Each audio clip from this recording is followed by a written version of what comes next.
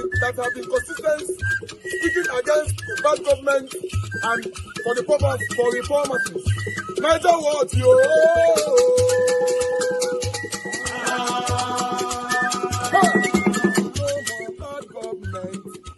No more bad government. Niger what? No more bad government. Niger what? No more bad government. The only media that have been speaking. No more bad government. The voice of the voiceless. No more bad government. No more bad government.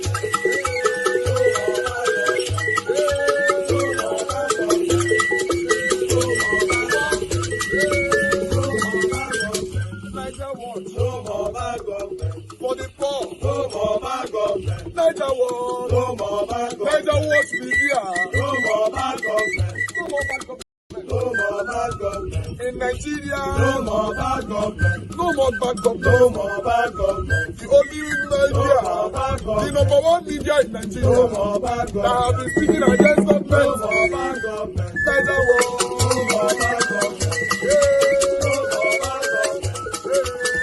more bad government. Niger what you? The voice of the voiceless. The voice of the voiceless.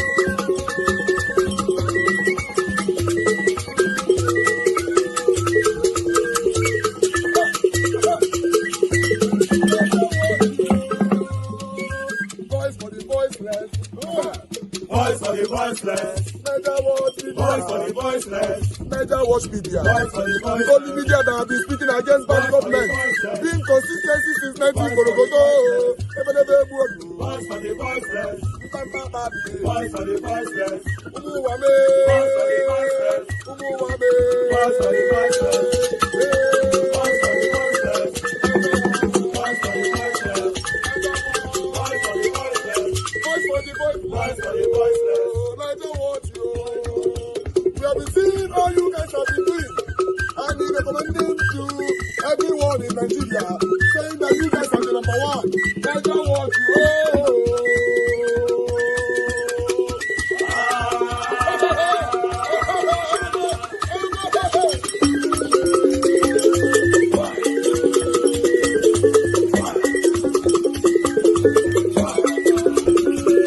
Of governance. Of course, you know, we were played around by the military several times. We formed political parties. They will dissolve them, and then eventually we ended up with two political parties set up by the military themselves, the SDP and NRC. The PDP, which is one of the largest and perhaps the oldest political party in this republic, is clearly targeted for destruction. It's a matter of time. There are internal mercenaries in the PDP that have been hired, paid, or otherwise motivated to destroy the party. So the party is on its way to the grave. Okay? And it's most unfortunate because the former vice president was explaining how politicians came together, essentially put aside their differences to drive away the military. Most of these politicians ended up in the PDP. So the PDP actually represented the best of our politicians that fought for restoration of democracy. Forget those that make the most noise. Whatever happens with democracy affects citizens. It affects their daily living. It affects the future of their children. So we must all man get involved to make it work, because you know it is not working in Nigeria today. What's your comment? Whether we're going to do coalition or not, let's talk about the future of the country. Because often we abandon the country and what we need to do, talking about power grab. I'm not interested in any coalition that is for purpose of taking power. It is about discussing Nigeria. How do we care about securing Nigeria? How do we care about the common person in Nigeria? How do we care about our children being in school? That is the most important thing. Some takeaways there from the national conference, which was a Should I two-day, speak to this? yeah, two-day event. You heard the thoughts of the former Vice President Atiku Abubakar. Some very interesting takes there from the former governor of Kaduna State, and of course Labour Party's Peter Obi, talking about his lack of interest in a coalition that is designed only to grab power from the ruling APC. Your 2 cents, first and foremost, with regards to the thoughts of Malam Nasir Rufai. Internal mercenaries, he said, have been contracted to kill the PDP. In fact, he said, quote, the PDP is on its way to the grave. As a member of the PDP, how does that make you feel? Well, you know, I love Nasiru, but if you ask him, what led him out of PDP that first made him minister of FCT? You're discussing the messenger, not the message. No, you're missing the point. If he could do that, had he stayed back in PDP, would there be mercenaries that would do this? The point I'm making is that he has made a point based on some assumptions. There's a lot of whispers and stuff around that area. The Achilles heels of that conversation really is because of Governor Wilson, former Governor Wike. And unfortunately, I've looked at it very well, head, top, down. What do you even want to do? Are you going to kill him? You can't prevent him from associating with people he associates with. You can't prevent him from meeting the ones that he meets. You can't insist that one man is the problem before election, after election, almost 2 years is the problem. I don't believe this. If there's a problem in the PDP must first of all reform itself. And that had been due since. Because if they were trying to reform themselves, they would have been seeing that, okay, why is it that we're so litigious? What can we do to be less? What is our conflict resolution mechanism? And all of those things that will make people still enjoy democracy. How do we even put investment in the media in such a way that we can even push our agenda without only masking and expanding our crisis? That would have been a good thing. I heard what you said. I feel that they underrate that party. Chief Olusegun Obasanjo, the former president, tore his card, his PDP dead. President Goodluck Jonathan, that was the last president, is barely not attended their function. Is the party dead? It is dying. That's what most people I'm just saying, say. they've been saying PDP. Look, don't force me into a situation where you get the impression I'm not seeing the need for PDP to change some things. That's not my point. My point is that I haven't seen PDP die since the days they've been saying it's dying. And it's won for 16 years. Is there a chance that you are in denial of what is obvious? You know, you have less states than you've ever had in this country, less lawmakers than you've ever had in the history of the PDP. That less lawmaker, less state was actually occasioned by the 2015 the governor, the Saraki who left. Look, the data is there. If you look at what we had in 2011, and you look at the dip we suffered in 2015, we have not been able to recover. And it won't be these present players that caused that. So the point I'm making truly is that a political party is almost like a marketplace. It's a microcosm of the country.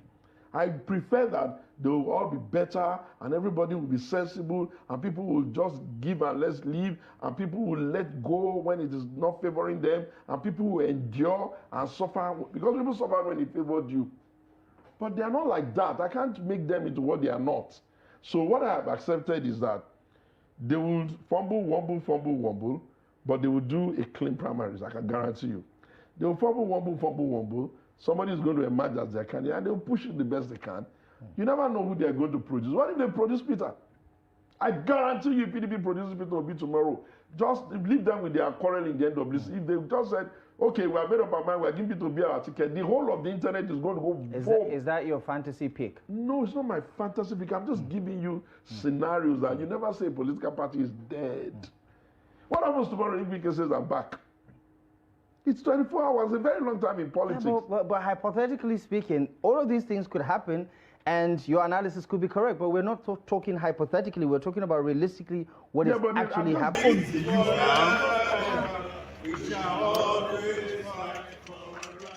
Speak on behalf of my lawyers, because most of the job speaking about this case was done yesterday. But the information we have for you is that the judge has finally granted bail after the hearing yesterday, and the bail conditions are very mathematical, so I leave it to the lawyers. But it's just to inform the Nigerian people that we are very resolute in our desire to make sure this country is extricated from the hands of mediocre people who are holding the country to ransom.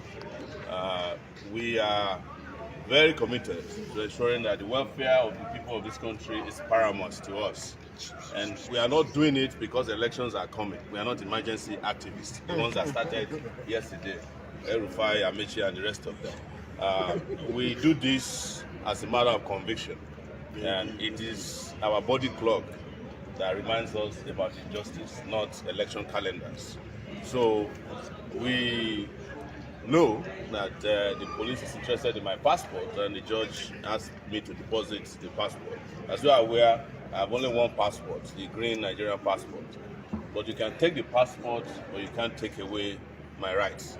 You can't shut me up. You cannot make me disappear. It's not possible. And I want to assure you that as we continue to defeat our enemies, these people will be defeated as well. I am sure that some of you were here when Buhari charged me in 2019 for treason. And I told you that Buhari will be disgraced out of office. Though he completed his tenure, but it's a shadow of himself now, dancing with musicians and spraying money in wherever he is. He's now giving testimonies around the world so that he can earn, what do they call it, the estacon that they collect. So the same thing will befall anybody that has destroyed this country. They will never enjoy their retirement. And the same thing applies to all these guys. And I want to remind our brothers in the police force as well that even though you might think we are not friendly with you because you have compromised yourself, but we also understand the difficulties you are facing.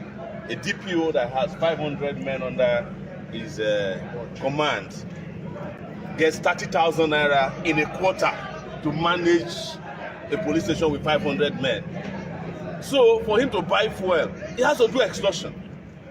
For him to even buy stationery, he must extort somebody. In some cases, the elite will ask them to go and shoot somebody. The family of the person they have just shot will be the one to buy ampiclos for the policeman who is now sick after shooting the person.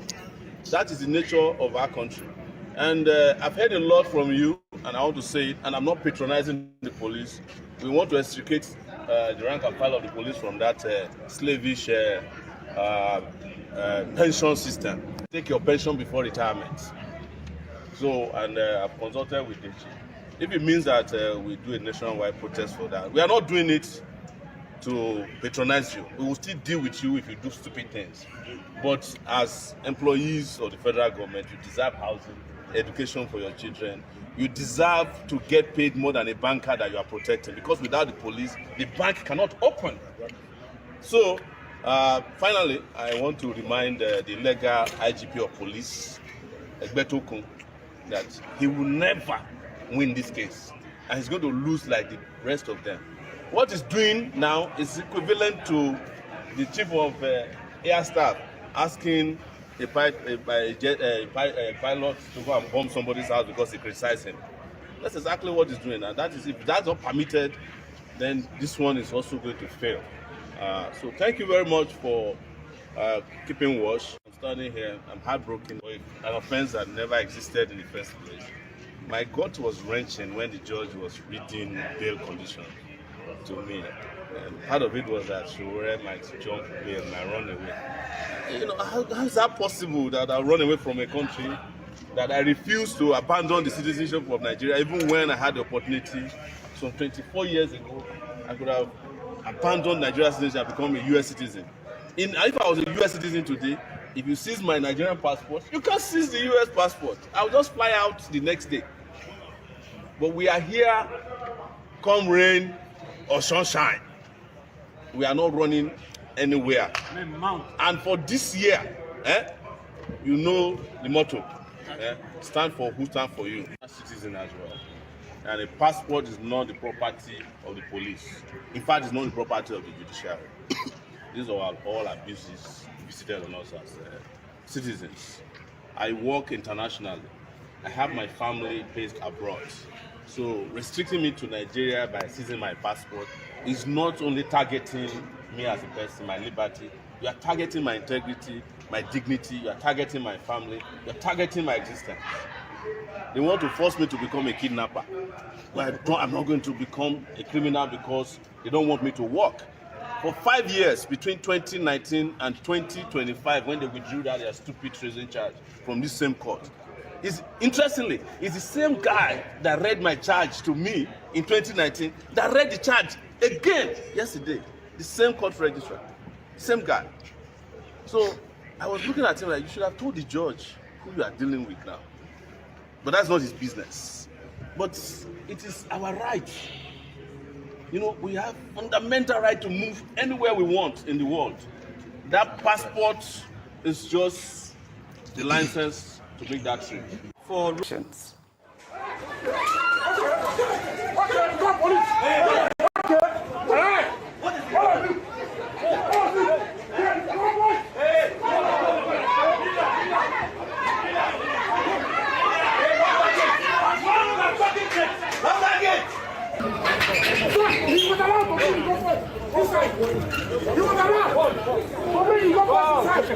Why will my own boys come on? How did you come out? Okay, you are taking me.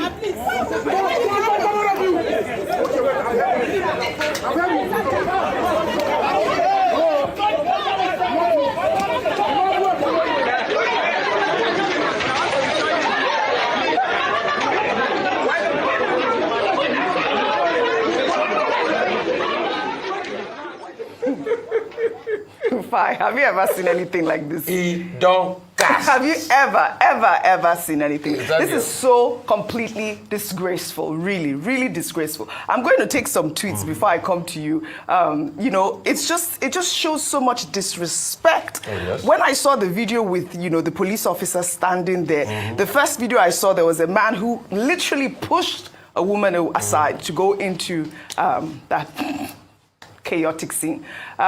This person wrote, "There's so much disrespect for the Nigerian police. In other countries, once the police arrives at a scene, every fighting stops and the police de-escalates accordingly. But in Nigeria, they will shove the police aside if possible."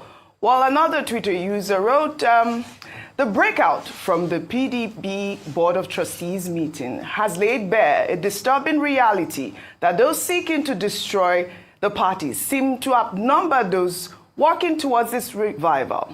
It is high time for patriotic Nigerians to urge opposition leaders to, as a matter of urgency, form the coalition." I mean, there have been talks about this coalition and all of that, but this is the most disgraceful thing that I have ever seen. People seeking leadership position, fighting. So what are they trying to lead? Who are they leading? What group of people? Are they going to lead cows? Like, what actually is going on? This is disgraceful. I mean, you know, Buhari said that when you said Nigerians are cows. leading cows, you know, I mean, I think some people even fancy cows more than Nigerians in their I heard mindset. that, yes. We've seen that.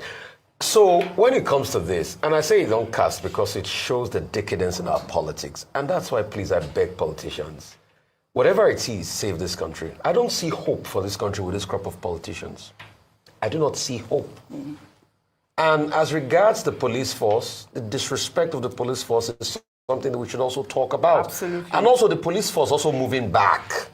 I think a matter like this, the police will have stepped in and de-escalated, because when it's with normal citizens, the police always have power. And really, the disrespect of the police force is also because of the way they have conducted themselves. If you go to Abidjan here, the gendarmerie are respected. But moving forward, what is happening? There are two people. Ayahu went to run for governor. So he left the executive position when he was in the APC. He wasn't successful in Imo. He's now coming back saying, okay, I want to get my position back. Somebody had been put in there. That's the other party I think Ode had been put in there. Ayahu went to court. He lost at the court the first place. Went to the appeal court. It wasn't successful. He now went to get a stay that it's pending the Supreme Court judgment that will be decided that he should still hold that position. A lot of people are saying, you have gone to run for governor of Imo. There's what the law and the convention says in the party. That once you go to run, you will fulfill your position. Why don't you fulfill your position? But he wants his plan B to come back to that leadership position in the PDP to subsist. They had a BOT meeting, obviously, past chairman, past deputy national chair, headed by Adolphus Wabra, former Senate president. Then one party wanted to get in, the other party wanted to get in. A scuffle ensued. Then they brought about this show of shame in the country. Shame. Also, for me, it's the way the politicians even use our legal system. You have not been successful in the first court, the second court. After the Court of Appeal did rule, you are now going to get a stay. So that until the Supreme Court rules, you'll be able to kill time and you will be there. The total abhorrent abuse of our legal system is very shocking in this country. Yeah. So these are the people that say they are opposition, they want to lead Nigeria and all of that. Yeah. I can see a lot of people have extrapolated it and say, okay, there are other gladiators wielding the big one in the PDP and all of that. But it shows how politicians get away with murder in this country. Yeah. Well, a lot of talks about the opposition being weakened. I'd like your thoughts, Dr. Abati, about this sort of conversation about a coalition. Okay, since this is a subject I'm very familiar with, let me just lay it out. I think what we're dealing with, to start with, is a crisis of internal democracy in our political parties. And it is not restricted to the PDP. You'll find it in virtually all the political parties. And it was Senator Adolphus Wabara, the chairman of the BOT, who made the point when he said, look, politicians, particularly within the PDP, should place party interests, I guess by extension national interests, above their own personal interests. We have a political party system where people are just interested in their own ambition. And this has been causing problems within the PDP particularly. First, ahead of the 2015 general election, you recall, that was when the party was splintered, and you had something called New PDP that went into the APC until they got nothing from there. In 2019, it was also the problem, not just at the federal level, but all the way, even at the state levels. There were fights in, branches of the party. In 2023, there was also that controversy over where the presidential candidate should come from. This is part of the problem of the 2023 process, when it was the Southeast Zonal NEC, executive committee of the party, that recommended Sunday Ude. And then Anyanwu says he must have the position. However, what has happened now is that the meeting still held yesterday. And Senator Adolphus Wabara said that there will be NEC meeting in February. That NEC meeting has been postponed again and again for more than 1 year. So you have a political party that cannot organize itself. Now, acting chairman of the party, Ambassador Damagum, also made the point that, look, it's PDP leaders themselves that are causing the problem, because everybody is interested in their own ambition. He is not saying he's the opposition, but there are some people who will say, oh, it's the APC that is disorganizing the PDP. But I think instead of blaming the APC without proof, without concrete evidence, all these are allegations. Damagum, who is the acting chairman himself, is saying the people causing the problem are leaders within the PDP. Yeah. And his main allegation is that, look, these PDP leaders, they bypass him, they talk to members of the National Working Committee, so there's no unity within the party, there's no discipline within the party. The party seems not to have the structure to organize itself. The most convenient, simplistic thing to do is to blame the outsider. If they are not blaming APC, maybe tomorrow they will blame Labour Party, or they will blame the obedient movement. You know, the responsibility of every political party is to organize their own affairs. Yes. INEC says this all the time, after every election. If you don't have internal democracy, how can you lead Nigerians? Absolutely, absolutely. In other words, the PDP, you guys need to fix up, really. Well, talking about the police, I'll come to you with this story. We're getting reports of the arrest of a social media user, Charles Uche Ihedioha, who was said to have been arrested by the Nigeria Police Force over his social media comment on the abduction of Folashade Odumusu, wife of a retired Assistant Inspector General of Police, Hakim Odumusu. Folashade Odumusu was abducted by 4 masked men on January 16th, but was later rescued. Charles was reported to have been arrested on Thursday, January 23rd, Allegedly, on the orders of Muyiwa Adejobi, the police force spokesperson, Charles was said to have commented on X mocking the kidnap of the retired AIG's wife. Again, we're seeing this sort of story. I believe Muyiwa Adejobi last year had, talked about in fact, ordered the clampdown of people that are, abusing people on social media. He doesn't say it's free speech. He believes it is, cyber bullying. Now, we talked about this yesterday with regards to Omoyele Sowore, where to draw the line within free speech and cyber bullying and the Cyber Bullying Act. But this young man apparently was said to have mocked the abduction. I don't know how that constitutes into a crime. I also share your thoughts as well in terms of how to define. I think that's one of the challenges of the Cyber Crime Act, which is that it is difficult to define what constitutes cyberbullying in this instance, whereby it's either the difference between personal insult, banter on social media, Nigerians just having a way with words, and then you constituting that or assuming or projecting that is a crime. We've seen this trend, and it's a worrying trend, OJ, and that's why some people have called for the total abolition of the Cybercrime Act, because it has been abused again and again, especially by the police force. I'd cited in the last interview that the police force had also used the Cybercrime Act against Dele Farutimi by the IG of police acting on the petition by a private citizen. We've seen that also play out in the case of Omoyele Sowore. So no one is spared this. But what we are asking for is that what we're doing and continuous, and that's why when the conversation around the Cybercrime Act came up in the first instance before it was passed, people cited or raised the issue around the gagging of people and an infringement on the right to free speech and the right to free expressions. Now, what did this young man do? He was laughing about the fact that, or he was mocking the IG.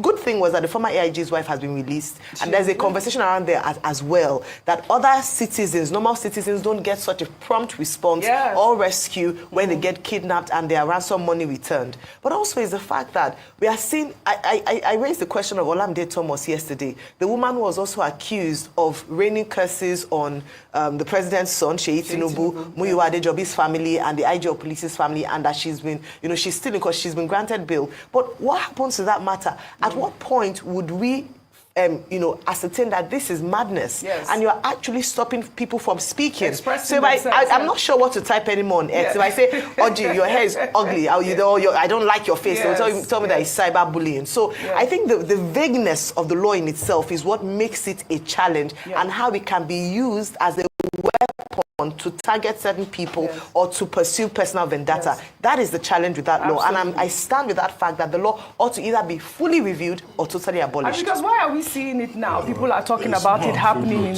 in this administration more quickly. This argument that the law should be scrapped and all that. No, you don't scrap law like that. The thing is, look, the full test of a law is in its implementation.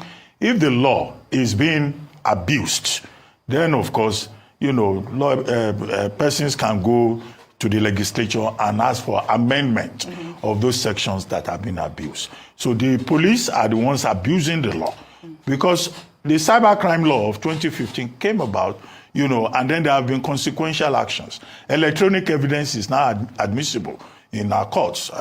Justice Agileye is the leading authority on that. And so many books have been written on the application. There is one by Justice Olatomi Ajayi on cybersecurity law and a plethora of other laws. So you can question how those who are to apply the law are applying it. But to say scrap it, no, that's not how it works. Okay. It's like saying go and scrap. So it's either a full review of the law, but I said some people have called for the abolishment. It might disagree. That's not the principle. Talking about amending the law, right?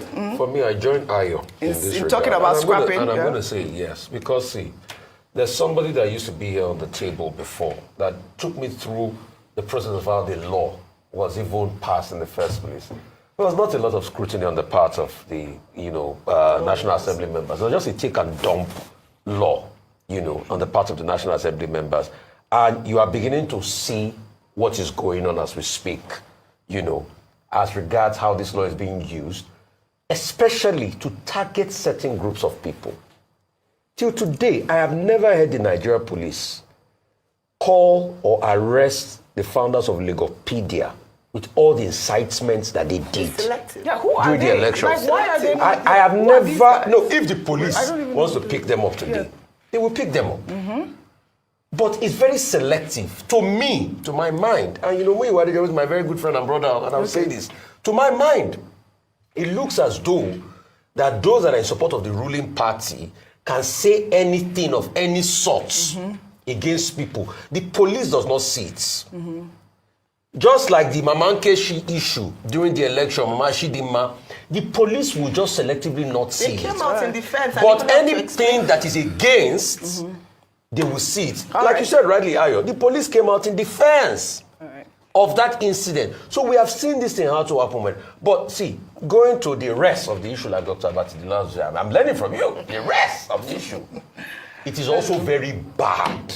And I condemn that young man for going out there and mocking the trauma and the plight of somebody. All right. That is very wrong. All right. So these are still the reports that are just coming in. We don't know. This is the police PRO, Muyiwa Adejobi. He says the young man did not criticize the kidnapping or whatever, but he alleged that the IGP padded the budget. And you think it's a weighty allegation, but he could not explain. Is that not an offense? However, police force is not Muyiwa Adejobi. We need to get it right. No fundamental right is absolute. He alleged that the IGP was padding the budget. He meant padding. He wrote passing. That was also part of so the this report, is the main issue. The rest. So that's the rest of the matter. The rest The of substance. the matter. You always get it at the end of the day.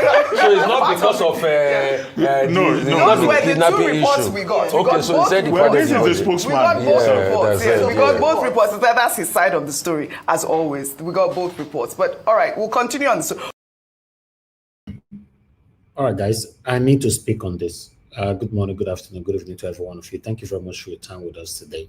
I appreciate every one of you. It's good to be back here again. Today is Thursday, 30th January 2025. Mother of all Mommy Diaspora, thank you very much, Mommy, for all that you do. We appreciate you always. Thank you for the love and prayers. I appreciate every one of you right there. I've showcased everybody already. We really need to move on right now.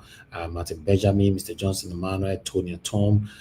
Thank you very much. God bless you all. Madam Ame Bright, I also have Francis, Adelaja Gumbi, my brother. I appreciate you all. Peggy Mother in the building. God bless you all, my people. I appreciate every one of you right there. I want you guys to press on the like button, help us to share, and also press on the dollar sign if you can. Encourage what we're doing here. I need to talk about this particular video where the young man was arrested. Initial report that he commented on the police wife that were kidnapped. Then they arrested him, because of that okay, she shouldn't be released and all that. I'm not in support of anything like that because I reported this same situation here on this media.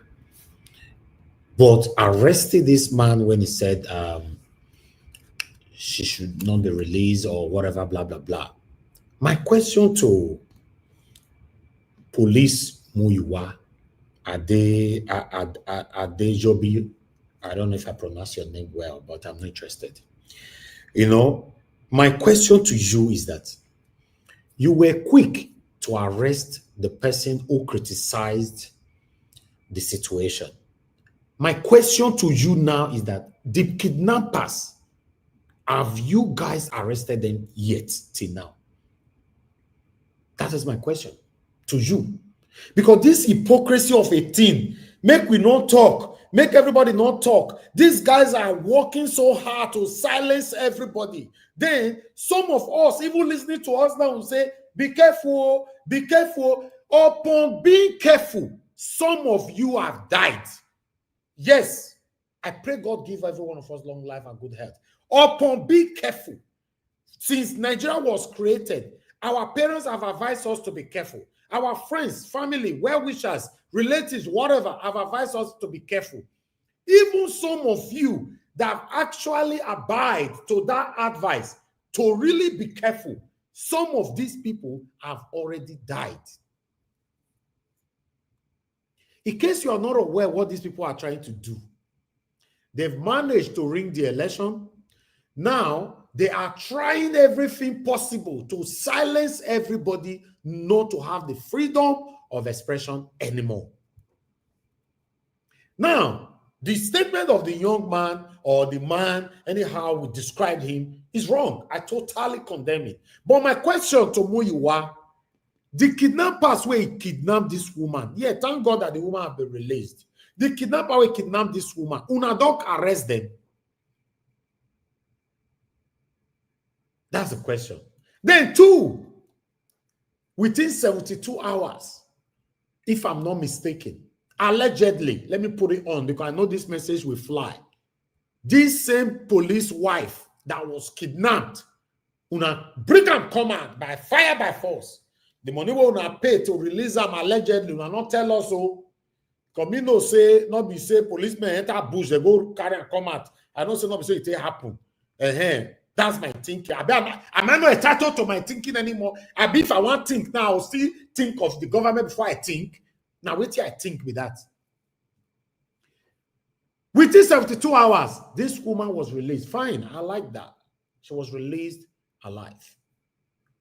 Now, the question is, the Nigerians that are being kidnapped every day in Nigeria today, who is speaking for them? Who is prioritizing their release? The same way you all in government satanically clamor to release this same woman. Like I said, releasing the woman, I'm pleased. How come the same priority cannot be put on common Nigerians? So you're telling me right now that the woman that is selling tomatoes in the market, if they kidnap her today, maybe because she has a son in abroad, in the UK or America, who is going to prioritize that woman to be released? Nobody. So that means the country, we already know that the law is selective. Like Rufai said, a lot of people that were practicing ethnicism, tribalism during the time of 2023 general election that we saw, the Igbos must die, the Igbo must go, blah, blah, blah, and all that. On the video, it was obvious. None of them have been arrested. Nobody was arrested. So that means this whole thing and is a practicing of selectivism. That is what they are doing. Oh, who talked the matter? And our side, they'll say, and our side, okay, we know here, Oh, who said talk the matter? Now we the support. They'll say, oh, God, not be us in the support. Get him arrested. Get him now. That is what you guys are doing to us. It's a big shame. Big shame. Tinubu, you ring election, you become the president of the Federal Republic of Nigeria. I said it before and I will say it again. If I were to be in your shoe, all right? Because I tell veterans, if I have my way to ring election, a lot of you kicked against this in the past. If I have my way to ring election today or to by fire, by force, anyhow, I want to do one, to just get to that number one seat and capture everywhere in Nigeria, blah, blah, blah, to make my country work, I will do it. And that is what I was hoping for. Okay, Tinubu, you ring yourself, you and satanic Mahmoud Yakubu, the INEC chairman, ring una say 4 a.m. in the morning or to 4, quarter to 4. We got the breaking news. I was here. We don't sleep. Say, okay, you don't win. Fine. We don't do anything. Constitutionally, you have been sworn in. But my message what I sent to you that time is say, Oga, Mr. President, you don't win now, or they don't declare you saying that you win. Proof people like me and us, majority of Nigerians, both home and in abroad, prove all of us wrong by doing the right thing. Now, wait till I talk. Some of them, I don't know how many of them will remember this thing. Now, wait till I talk that time. But it has been proven that evil people, it is difficult for them to turn to become a good people. Although sometimes we see some of them turn to become good. Look what we all are facing in Nigeria today. Will not be people when they talk for UK or hide yourself for UK will say, okay, not go Nigeria, I might hear the lambast or this. We say it how it is and we listen to ourselves. Although, even though you say the truth, you can still be arrested. Not be that one with the fear. Our concern is, even though, God forbid, it happens, say you are arrested, you will feel good, say, I was arrested for saying the truth, not by lying on the government, not by insulting the government. No. The energy that this satanic police force, the government from A to Z, all of them, both the one that have ruled us in the past, the present, all of them are satanic. The energy they are putting in to protect themselves. What happened to us? I just posted the video on my Instagram. So some of you that follow us on Instagram. A black man, I'm not sure. Some people say he's a Nigerian and all that, but I'm not sure. But a black man was, you know, I want to talk now because YouTube not let person talk. Okay, they use knife and tell who can make a talking like that. No one use the other STAB. For the video, go my Instagram. You see, I just posted it like 30 minutes ago, and the video was released like 1 hour ago, right? By the British government. On the broad daylight. But the police, they arrive. Within 15, 20 minutes, they don't arrive. Currently, they save a life now for us hospital. You know why I reference to that? The United Kingdom, where me know as my second home, if you are facing any challenges, the government will be there for you. Nigeria, that I know as my first home, if you are facing any challenges, without you don't have a name, your papa name, not the open window, you will die in that situation. Yes, I felt talking. If your name or your papa name, your family name, not the open window, if they talk for Nigeria, you have to be washing your back. You have to be careful. We are in big trouble in our country. I understand. I'm not looking down on some of you who advise me sometimes and all that. That's fine. God bless you all. But remember, death is inevitable. None of us, both you that is listening to me right now, none of us is going to live forever. Even the satanic politicians, leaders, and whatever. See them, the video that they played earlier on, they were fighting. They were shamelessly fighting the PDP, satanic PDP people. They were fighting for their selfish satanic interests. They were not fighting because of you and I. Tell me where that karat where they play just now, were they doing it because of you? It's only the gullible one that will say, no, leave them alone. They were fighting because you are shameless. You are gullible. These people, they have never cared. I have said this so many times on this platform that they have been recycling themselves. Since Nigeria was created, they have been recycling themselves in leadership. That's why you see that the same people that have ruled us in the past can still rule us again. And many of them have ruled us again. Yes. In case you want to argue, because some of us are very good in arguing. Buhari ruled in the past, he ruled again. Obasanjo ruled in the past, he ruled again. Jonathan, now they tell him he can't rule again now for 2027, right? These are what have been happening. I understand that it's happening in America before now go remind me. Yes. Some people now will remind you now, say, comparison in America, before you will come to tell me, I already know. I already know. That, okay, Donald Trump ruled before and is ruling again now, right? And that one you want to tell me. And many others. No. These people, they are doing what is right for their people. They are prioritizing their people. Our leaders have never prioritized us. In fact, our leaders have never given us the reason for us to trust them.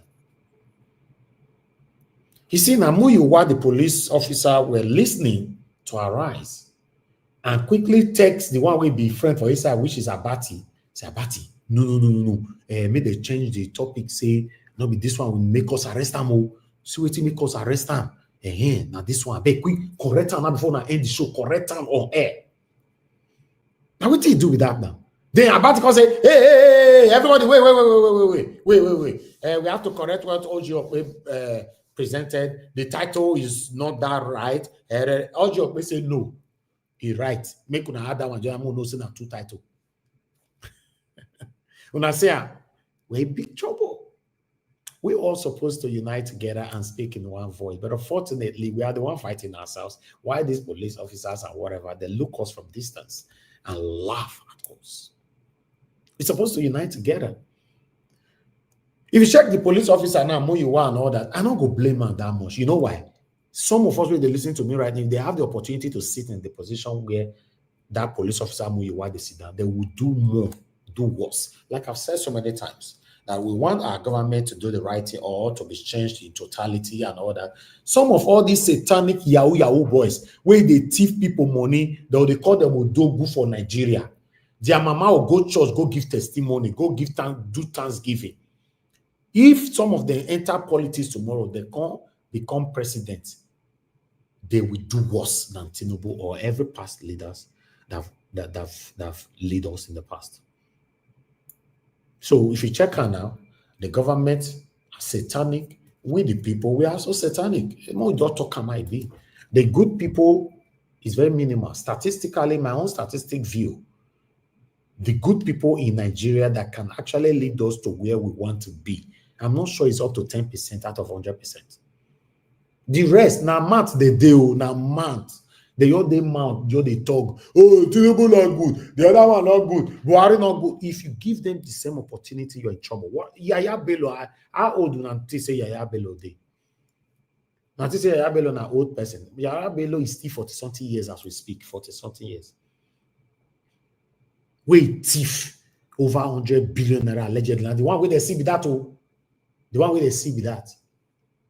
Alice Maduke, I don't say how much where they said that they returned from America. Only one place. And now UK she did only for America. $500 million. And not be that up. Now they want return. So although they bring and come, the loot, of Alice Maduke, the powerful may power or powerful it may. They will not reloot the fund again. Why some of us here that are fighting ourselves will be hailing them? Yes. The same way we hate Yahoo people, Odogun people. The whole thing is sickening. It's just sickening. Recently, I've been advised to stop talking about politics. My family members and all that, not because I'm scared or they are scared. They've advised me because of health reasons, because there's no way you can talk about politics without not yelling, shouting, without you don't have headache, stress, and all that. Sometimes watching them audio in the morning, rise of channels, or looking at the breaking news everywhere, then you just start feeling so bad. Sometimes I just want to come out to talk about it before our 7 p.m. broadcast. I said, but I can't be bothered. I'll wait till 7, I'll talk about it. The whole thing will just stress you. I don't understand. Sometimes we say that we are fighting for Nigeria to be better for our children and our children. For those of us that live abroad, fortunately, 99% of those of us that have children abroad, our children, now they come back home. 99%. Now only 1% then will come back home. So we are already safe. Our children, now they come back, say, not be to visit, say, may they come stay. My family came the other day. My children look left and right. I asked questions. I was asking my daughter, will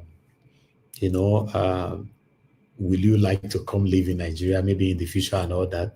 Me never talk anyway. She said, no, daddy, no. When they drive for road at the points of car, daddy, what's that? My son will say, daddy, what's that? What? That car is rubbish. Say, yes, they road, they not get headlights, they not get head, they not get tail. But the alarm for here making the drive. Now nice car. Now our EFCs, what they call them, road safety people, now they stop nice cars. They just say that car, say, stop him. And them money they are not stopping the nice car because of maybe they want to check the particulars or driver's license or whatever. They are stopping the car because they know they will get something from it. But all these cars that can endanger people's lives, they not stop them. I said I personally stand with them for road one day. Tell them, see the kind of car we're not supposed to stop. I tell my children, I say, okay, will you go? I never thought they take come from him. I said, no, come where? No, daddy, no. You see, so 99.9% of all of us, many of us listening right now, our children live abroad. Our children, now they come back to live for Nigeria. So if we are saying, okay, let's fight for the betterment of the country, another year, we have so many children in Nigeria. But unfortunately, this generation and the generation yet to come, a lot of them have been corrupted already. You need to come stay in Nigeria, me understand what they talk. Me not come here and say I'm exaggerating. Yes, some of the people like, oh, the guy they exaggerate and all that. No, I'm not. Their mindset have been taken away by Satan, or I don't know. You'll see a 12 years old boy, you ask and say, what do you want to be in the future? You'll say, I want to be a Yahoo boy. Then you see there's a video that I saw the other day asking some girls that a working class or a Yahoo boy, which one do you choose? 95% of every girls that were interviewed on that video were saying they prefer Yahoo boy than the working class. Just imagine that. This is the same girls that will be pity for if they use them for ritualism. You are not going to pity for them. Say, oh, that girl, you're like that, you're like that. So there's a big problem everywhere. I went to a public place 4 days ago. I saw somebody who stylishly get close to me when I was entering my car. And I know what he asked me. Say if I want to buy lad. Me don't know what they call lad. He say get lad. He get lad. Because I want to buy. Because he what's lad? Because he say no, sorry, I don't smoke, thank you. As I can't go, I can't call my friends. Say somebody meet me now with that one by like saying so that they approach people with style. In case you need them. Because say, Why some people also came to my Instagram and tell me the other day, I first talk for yesterday. That was when I posted my house or my car. I don't know. Somebody came to the inbox said, sir, I get Gaza from any country at all if you receive. Although I didn't reply that one, but I have to screenshot it and forwarded it to my friends to see life. So the mindset of this generation and the generation yet to come have been captured. So who can rule us in the future? Some of us were good, we go feel rule you now. We are not encouraged. That's the truth. Let's say it how it is. We are not encouraged. Look at my Eleso as everybody they lambast and left and right. Although what he do, I criticize him, but people don't take her outside beyond what he do. No, you cannot support police when police are now beginning to oppress him. If you do anything bad for UK, they go punish you, they'll penalize you for that thing where you do. Not you they penalize people for not that thing where we don't know. So the good people are not encouraged. So that's why we go stay so Divine Cross go come old. Kisno Gira go come old. Mr. Paul go old. Peggy Modi will come old. Me will come old. All of us will come say bye to Nigeria. Will come go. We'll still the wait. You're not going anywhere. You're not going anywhere. We are here. But for me, I'll continue to speak the truth, stand for what is right all my life. Now, if it's not what is right, I'm not part of it.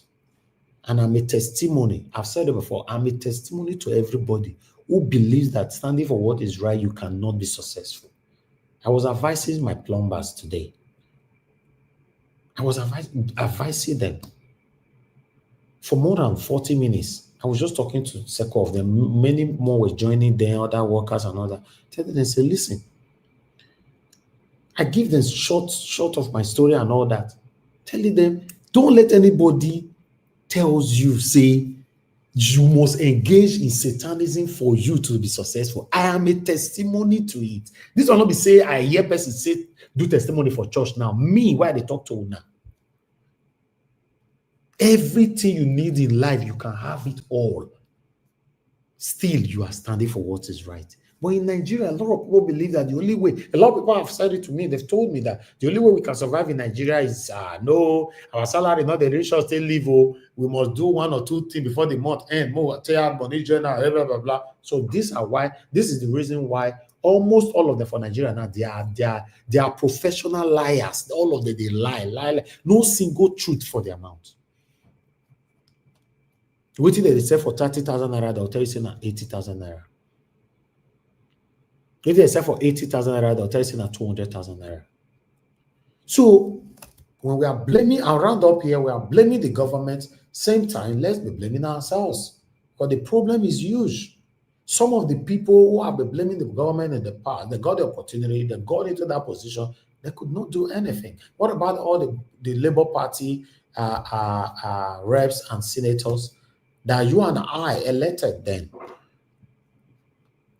These people were part of the people that were, blaming everybody. Some of them were even so obedient, our time, blah, blah, blah. We gave them the chance. They got in. That time, the ticket was just a freeway ticket.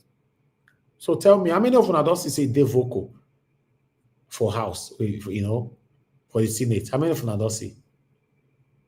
Now, so it's still be like in my do now. Most of the front runners youth that I know. Now, my leader, all of them they talk. My leader, up chair, my leader, my creator, tout, proper tout. And the funny part of it is that many of them are graduates. So touting is not only based on person we're not illiterate now anymore. Many of them are graduates. They still behave like Admiral. My leader. If I born that politician, why I go call my leader? I'll call you my leader. Why I go call you my leader? You be my leader. How? Or I'll bring a politician come here and I'll say, my leader, thank you very much for that submission. Let me call the next person. Hey, God. I can only call you sir. Thank you very much, sir. That's it. Apart from being on the media or politics or whatever, you need to respect your elders. Say you call the say my leader. After you done my leader finish, they throw away 500,000 naira for your account. Say, leader there. That's why I tell you talk. They don't smoke their igbo. Leader there. Watch them for social media. I want to see. Now let me see them. Very disgraceful elements. Now, one of these people, when they say, my leader, you can't give her a chance tomorrow to make it be your governor. You are finished on earth and in heaven. She may become your governor. These people, their primary priority is to amount wealth for themselves, their immediate family, extended families, and well-wishers. Not for the citizens who elected them. That is their primary priority. That is why we are still where we are. Tinubu not good. If we remove Tinubu today, the best way, you may put one of the youths. You say that they smoke people for inside government house. They carry the proper Olosho, they come there. Inside government house. They'll put leg on top of our flag. Yes, camera, they record them. Then you can't know. God. We have a long way to go. But I'm grateful to God, though. I've said it so many times. For those of us that have a privilege to have a second home, let's always be grateful. I love my country, Nigeria. That's why I'm doing everything that I'm doing, because I want my country to work. I prefer to live in Nigeria than any other place in the world. Like Showore talking just now. Yes, I prefer Nigeria than any other country in the world anywhere. I don't go many nice countries everywhere. Tell me which country. I don't travel almost a lot in many places. To travel. But I still prefer my country. I prefer Nigeria. I want my country to work. It's better to be home. If I say my get up, now I go shop organic food, I'll see shop. Black part I not go see shop. Mandarita not go see shop. Now all those preserved food. Now all of us they eat for abroad. Me if you get up now, say okay, my people, good night, bye. I'll enter my car. I'll go buy better food. Mr. Jonathan Kiss, they not go see shop. They don't see shop. Me go see shop. So I love my country for that. Sometimes if I'm bored inside the house, I'll come out, I'll go to waka for inside my estate. Gist with people, gist with my security man, just the gist. Waka reach Joshua. If I see say the heat don't to burn my head, I'll still waka come back. I'm done. For abroad, if you waka they go like that, the only conversation you can have with people, you all right? The weather is good today. Okay. All right, man. Take care. Talk to you later. That only that one. Now they talk repetitive greeting. Now they greet for abroad. Nothing else. Nothing else connect us. If you all come out in the morning, you'll see your neighbor. All right. Good morning, Mr. Elvis. How you doing, man? You okay? You going to work today? I said, no. Okay. All right. The weather. All right. It's very chilly. I said, yeah. Hey, wow. Get your laugh while they laugh. My wife go laugh. I'll say, my wife will say, stop. What is this? They will soon know say this your laugh that fake. I said, no, be they start fake laugh. No, say now people start fake laugh. I bet we cannot turn this broadcast to only my own today. Let me post out a link for our people to come in. Because sometimes I can just talk like this. Before you know, now they'll say it'll be 3 hours. Now God will bless our people. Good morning, good afternoon, good evening to every one of you. Thank you very much for your time with us today. A link I will post there for those of you that want to join us today to speak on what is affecting you and I. Come into the panel and let's hear from you. But meanwhile, before I will move on, finally, I'd like us to quickly update on what happened today in Edo State's election petition. Remember, say we posted that a video today, saying that INEC have been pressured to bring all BVAS machine to the court. So as we speak, so they don't. In fact, the whole thing don't shoot them to the extent say these people they don't carry the BVAS, they carry a come. So I would like to quickly take this by Isibo. I talk this one. Aswa Igodaro people, I talk this one. So say according to him, what he said. Let me quickly go to my Twitter quickly, sharply. Bear with me, guys. Just be pressing on the like button. As I prepare this for you, already Black Panther can see already, Mother Patricia can see already. I'll bring you guys in shortly. As I get this, put this news on the screen, my people, permit me to quickly go on a quick break.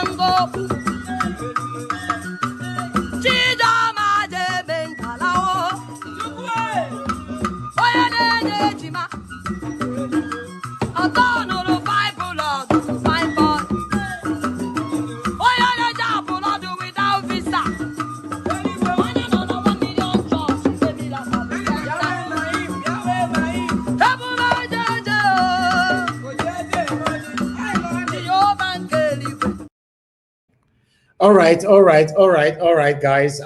Yes, I'm back now. I'd like us to move on. Can you guys hear me? Quickly acknowledge, because I see somebody the road there. I don't know whether my network. They hear you clearly, okay?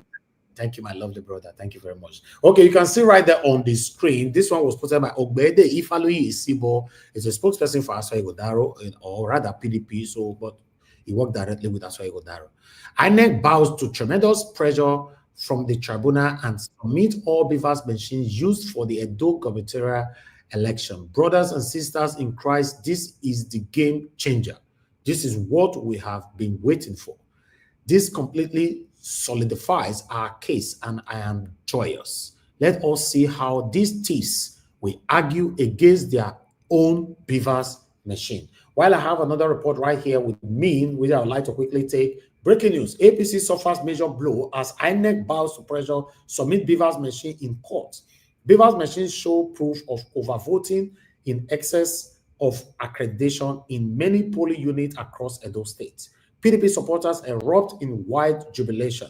Edo State chapter, All Progressive Congress, APC, and Governor Monday Okpebholo suffered a major blow at the ongoing sitting of Edo Governorship Election Petition Tribunal as INEC has finally bowed to pressure from PDP and appeared in court to tender BVAS machines deployed for the conduct of the September 21st governorship election in Edo State. The BVAS machine submitted by the INEC in court today revealed that there was massive overvoting in excess of accreditation in many polling units across the state. This marks a major victory for the PDP in the ongoing proceedings and seals the fate of the APC forcing such sensitive and damning evidence. More details to follow. So now, we see this particular one. Social media now, many of them are already celebrating, but for me, my message to Una, where they celebrate. I also want to not celebrate to a good thing. In fact, this news one I see so a good thing for me. But I want to let you know something to say. Me particularly, the celebration we celebrate for 2023 general election, to be precise, presidential election. Celebration we celebrate. Sebo. I even promise, say, immediately Peter Obi is sworn in, I go remove my car, I go remove my hat, my Google. See this my Google, why I put for eye, so I said I go remove all of them. First time when I go see my eye, see my head, remove my head, my hair, everything. If they put in Peter Obi, I will jubilate that. I'll be there, neck, hear me while they talk. And I don't know why I tell you hear me. Now he's slapping for back. He was some of them say for little bit rejoice. And then from there, give on a backhand slap again. He now tell with this, so my people. Naja what? Obi present more evidence than this now from BVAS now. Now don't see all those white plastic box. Now all BVAS results now. Obi will go carry Amazon people come from America, carry everything come. The last way without other people come from Yugoslavia now. Now only Nigeria. They disqualify the Amazon. Yes, now. People disqualify the document. The document that they bring from BVAS, they disqualify. Black Panther. I say the beat where they beat me and you. Me still they recover right now. Do you know that some of our people that used to join us on this platform then, some of them called in then saying they are preparing to move back to Nigeria. They know they call this platform again. They know they join us again. Not because they don't like me, not because they don't like the platform. Obviously, maybe they are still listening. They just gave up. Say, no, Nigeria, nothing can work anymore. So for this one, maybe this is the time INEC want to change. Maybe they don't decide now, maybe they change for good. So if you know, say person don't change for good like this, anything is possible. So now prayer, now we need to pray. So before we go start to pray, not say our conscience also pray, now they pray. Me particularly, me go like me just bless, especially Mahmoud Yakubu. I for like make I bless him now. Mahmoud Yakubu, make in fact, Mahmoud Yakubu, let me baptize you. I baptize you in the name of Jesus. Have your way, Lord. Have your way, Lord. Have your way, Lord. I baptize you in the name of Jesus. Have your way, Lord. Have your way, Lord. Have your way, Lord. I baptize you in the name of Jesus. Have your way, Lord. Have your way, Lord. Have your way, Lord. Now, after I don't baptize my mood, so I promise you now, say good news go come out. Man, I'm not worried. It's done. It's done. When I heard say amen, it's done. Mahmoud Yakubu have been baptized on Nigeria Watch. It's done. You know, say the reason why Peter Obi don't win that time, quick me make a baptize him that time. My baptize Mahmoud Yakubu. So the power now be give it to me. Satara Baba Esobo. So don't worry, guys. Everything is fine. Thank you very much, my people. I'd like us to quickly take this one right here. On judicial matters, the People's Democratic Party and the All Progressives Congress had an argument at the Edo State Governorship Election Petition Tribunal over alleged threats to witnesses. At the resumed sitting, the lead counsel for the PDP and his candidate, Ken Buzaya, alleged that some witnesses built to testify in the matter have been threatened. Mr. Muzaya noted that though the names of the proposed witnesses were coded through the use of acronyms, he said the identities of the witnesses were known through the roles they played during the governorship election that was held on September the 21st, 2024. He told the tribunal that he earlier drew the attention of the APC's counsel, Emmanuel Okala, to what the witnesses were being subjected to. However, his allegation did not go down well with senior lawyers who appeared for respondents in the petition that is seeking to nullify Governor Kwebulu's election. Oyechi Biazu, who represented the governor, described the allegation as baseless. Meanwhile, the PDP has called its 13th witness, an agent of the PDP in Akoko Edo local government area of the state, Esegbe Victor, to testify.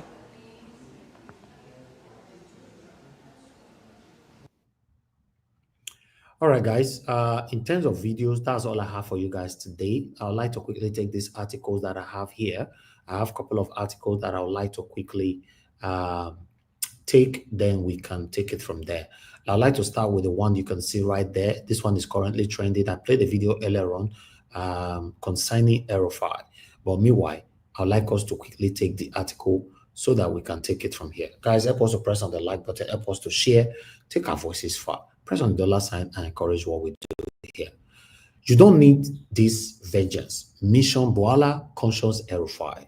Over the, Erofy don't call Tinubu different kind of names recently. Not easy. We still hear from the Northerners saying that Tinubu, you are going nowhere in 2027. Nobody will vote for you in the North and all that. Dana Boala, the special advisor on the policy communication to President Bola Ahmed Tinubu on Thursday, confronted a former Kaduna State Governor, Nasir El-Rufai, after labeling him as a latter-day convert.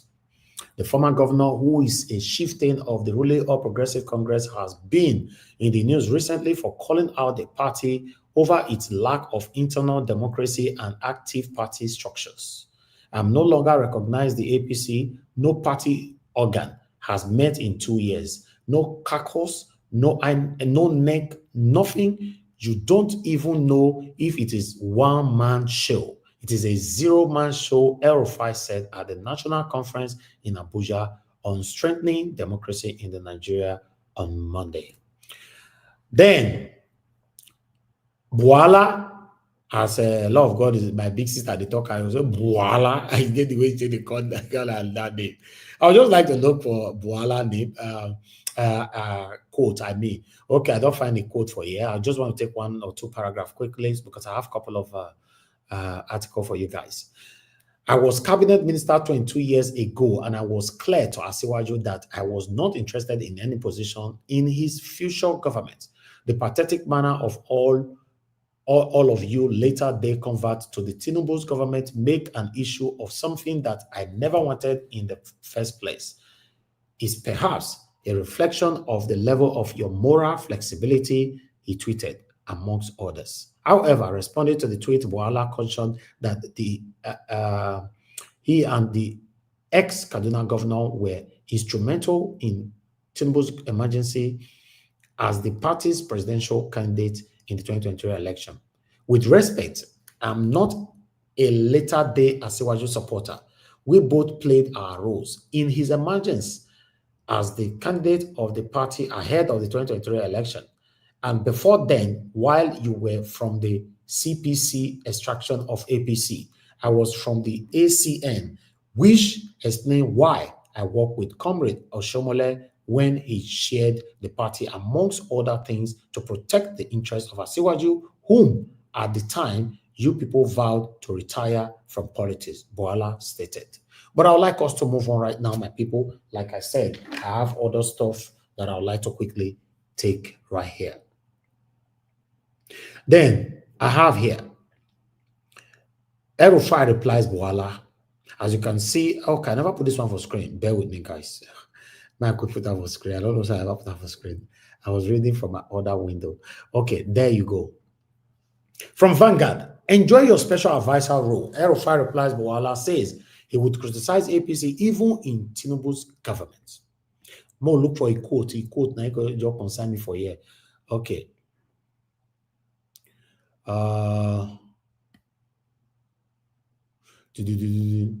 Okay, I know if you find the quote, I beg. Many quote there, Boala, they are referencing to Boala. So I have to move on. Let me quickly bring another one here. Bear with me. So how it all actually started between these, you see all these people where they are fighting with themselves for, so people will tease them because of what they fight. Oh no, you're concern you. The cable I talk this one, I say, I will still criticize APC even if I was in Tinubu's government. El-Rufai replies, well, okay, the same thing again, but I can't find this quote and I don't have the time. I'm running out of time. Okay, I'll just take that one out. Okay, I'll let all these things just go so that we can start talking. Thank you very much, my people. In case you want to read more, everything, they're everywhere. They're Twitter, they're Google, they're everywhere. Just go and read on your own. We don't have enough time right now to take more articles or videos for you guys. Good morning, good afternoon, good evening to every one of you. Now, God bless you. Now, thank you very much for all you do. I would like to appreciate a super chat that was given to me while I was talking. That is coming from Blessed Lady. Blessed Lady, thank you very much for the super chat. My pocket never run dry. I'm very, very, very grateful. Guys, press on the like button, help us to share. I would like to call on the first person. Oh, let me take calls. Okay, in case you want to call in now, I don't know. If you want to call in, just call in now. Let's move on. Call in now, I beg. Call in now, because if not, that panel, I hear they go, so panel. Once I don't enter panel like this, we don't drive the go. In fact, our car all the wait like that. So if you want to call in, you have 10 seconds. But before I wait for that, I'll just quickly appreciate some of you right there. And Gabriel, my brother, appreciate you. Pacha, enough of my dear sister, I can see right there. World people history, God bless you all. Good evening. Eva Line, I can see you as well. And God will bless you. We get Divine Cross, and many others. Paris Moye, I can see right there. Wabo Feliz, I can see you. Thank you, my wonderful people. Peg Modi, Madam Ahmed Bright, and many others. Grace Home and Properties, I can see you as well. Okay, let me just go to the panel so we can start. Black Panther, you're the first on the panel today. Good evening to you, my brother. Please talk to us. I give Madam Patricia my spot to speak for, then I'll speak follow her. Okay, when you're ready, just let us know. Because Mr. Elvis. Yes, sir. Before Madam Patricia comes in, let me just say this. Now, today I know, say you be real actor. You be real actor. You fit even act comedy self. Hey. That one where you act there when you talk about now actor it be now. You never watch a film. Now real one no. You film there for Netflix, you watch and they there. Where they do like hard man. When you describe what they happen to Nigerians living abroad compared to those at home. It boring. Now the same greeting every day. How you doing? I. Now the same routine. Well, true now, guys. You like a lot be true. Not true. I know they're not true, but the thing they very only that greeting. Now you get right, but for the food, you don't get that right at all.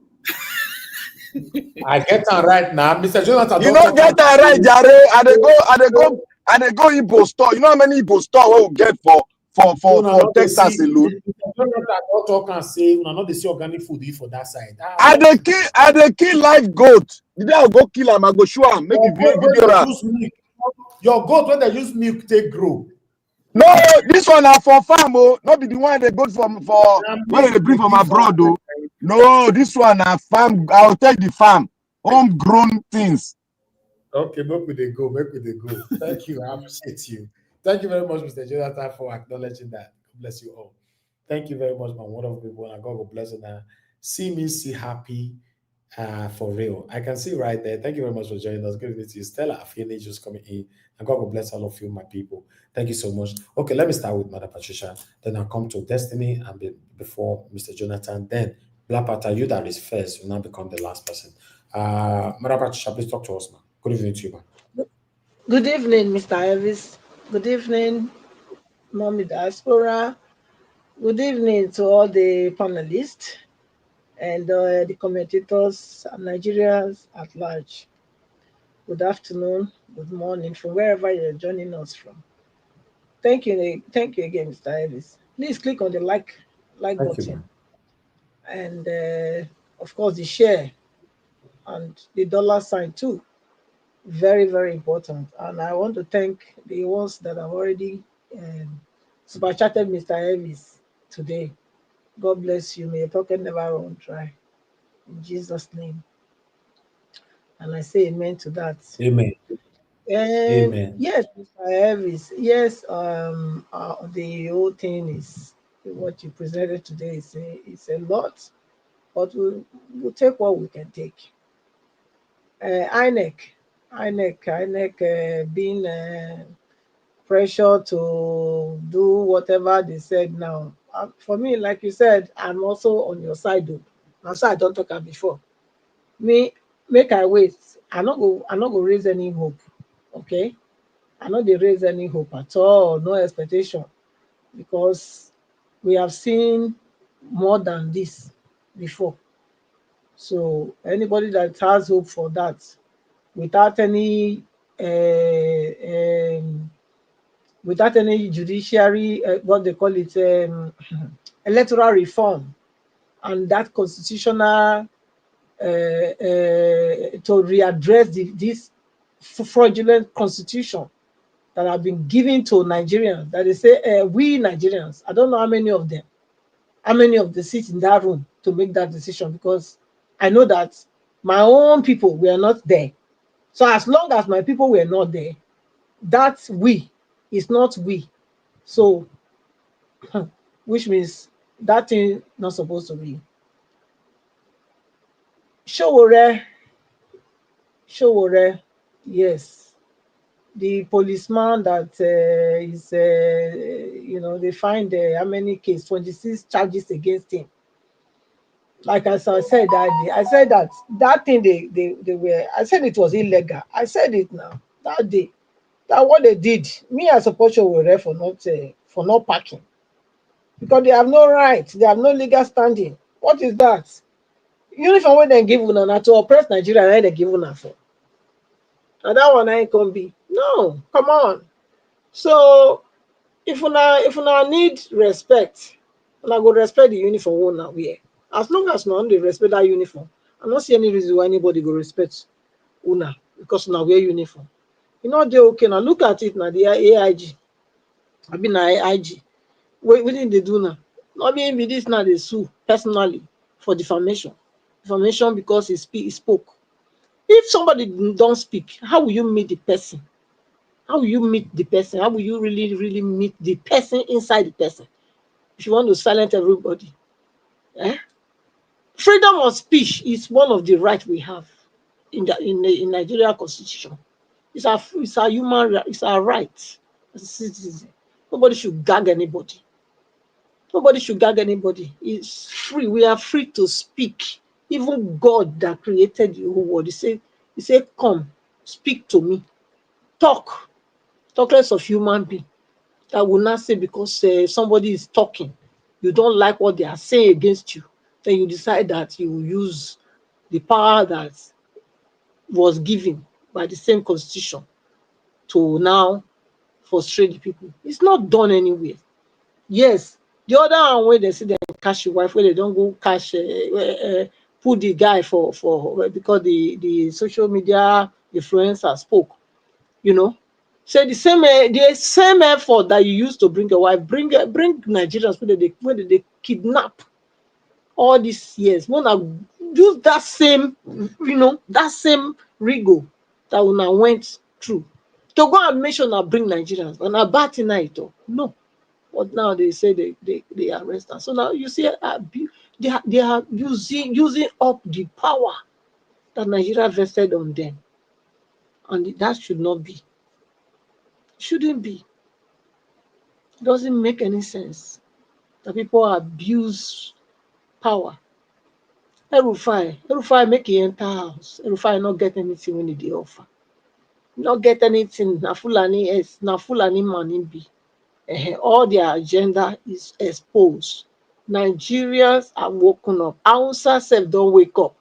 Thank God for even our Yoruba people, our Yoruba brothers and sisters. Where them too, they don't wake up.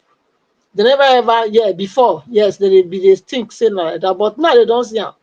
You know, how can you want to come and establish yourself in every state? Even all those out here, quarter, where they say quarter, not the quarter, where they see them get for every place. So now Fulani quarters, I think we will change the name because they don't be Hausa.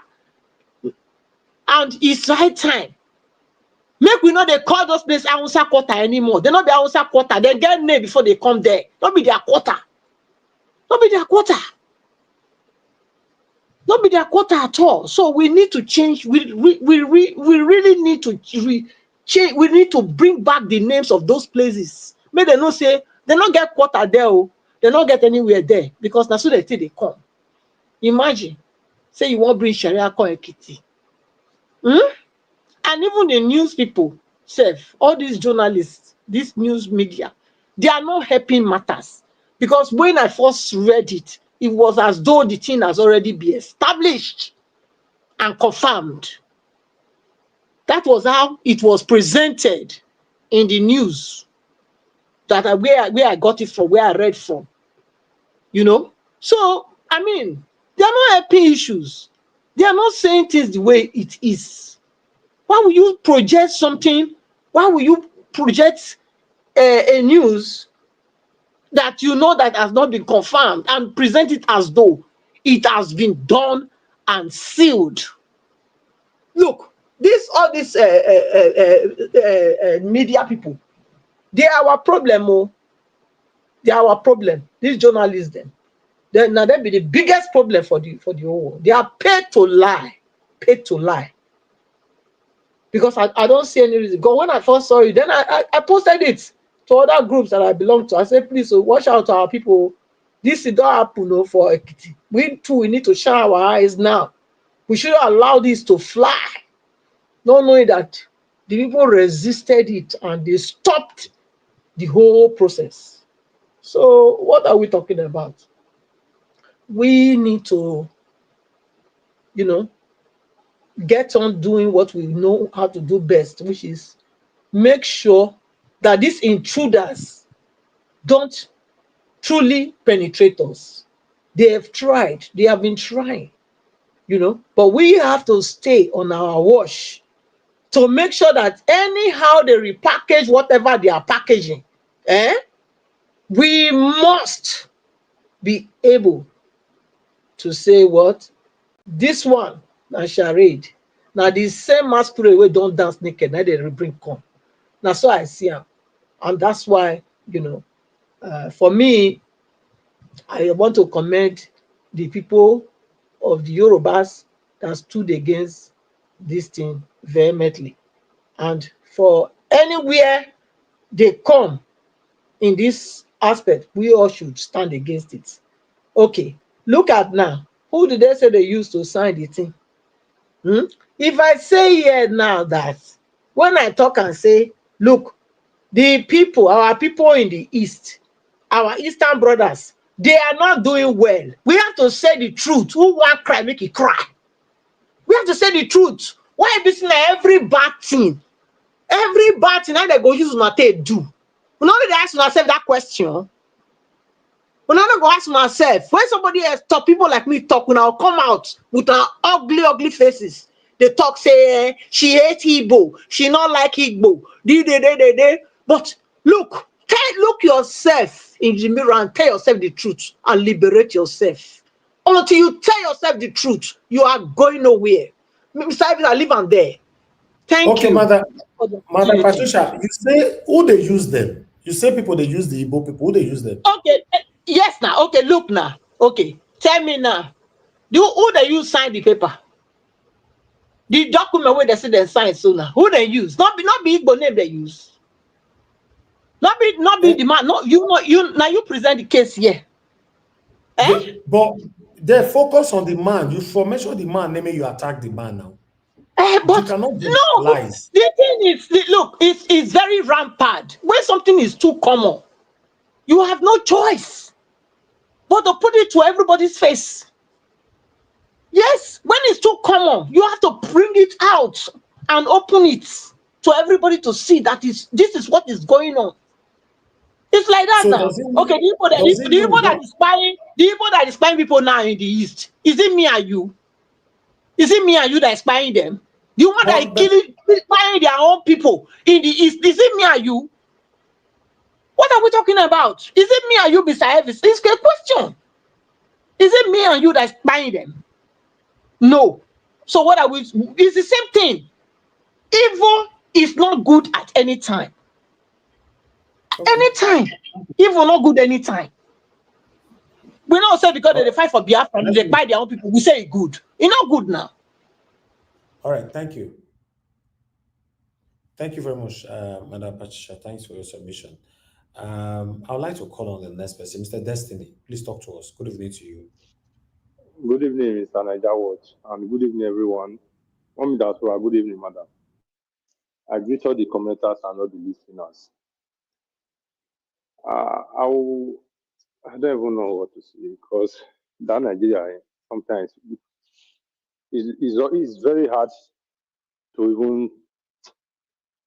Sometimes I'm always getting confused because what this woman just said now, it's not like maybe she's right or wrong because when you look, if we see many things that they are doing, that's why sometimes when I come here, I always say our Igbo people, my brothers, many things for that country.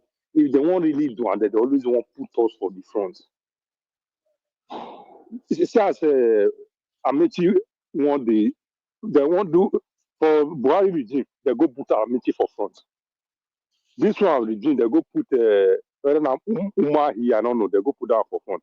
That one they destroy people house. Which person has to start Igbo man business? No, that not even house or business.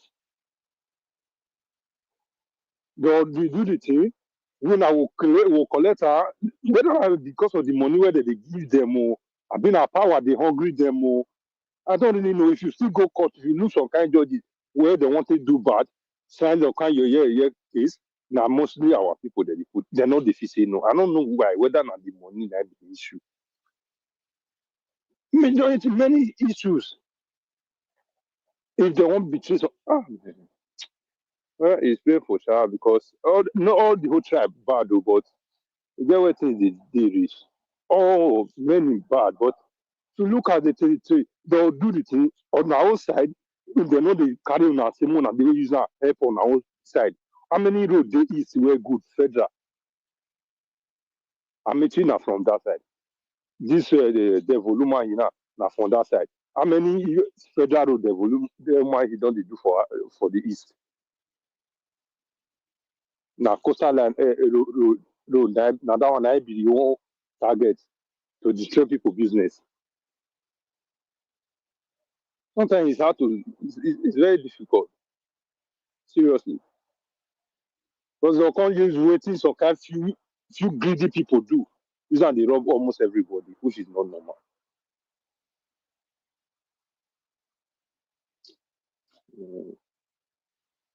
It's another watch I beg, I'm tired.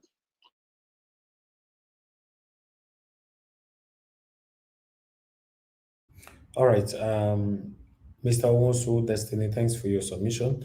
I appreciate you. Let me come to Mr. Jonathan.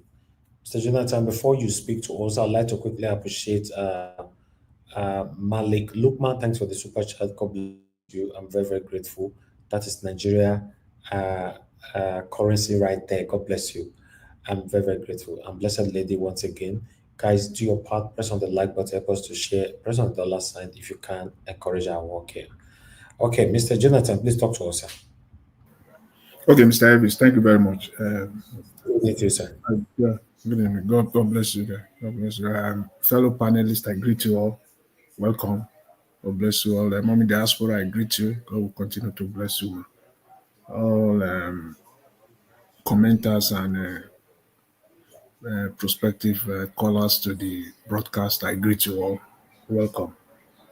You see, your presentation today is as alluded to by Madam Patricia is a lot, and I would have loved to speak on all of them because I have one or two things to say on almost all of them.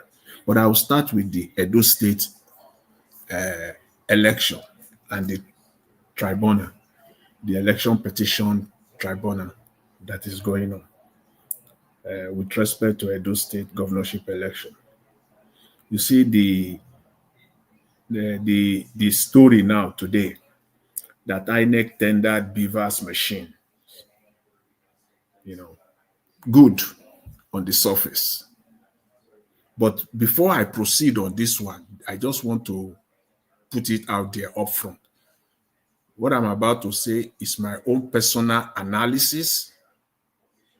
This is my own personal analysis based on my knowledge of the Nigerian political landscape, based on my knowledge of the character of the Nigerian politicians.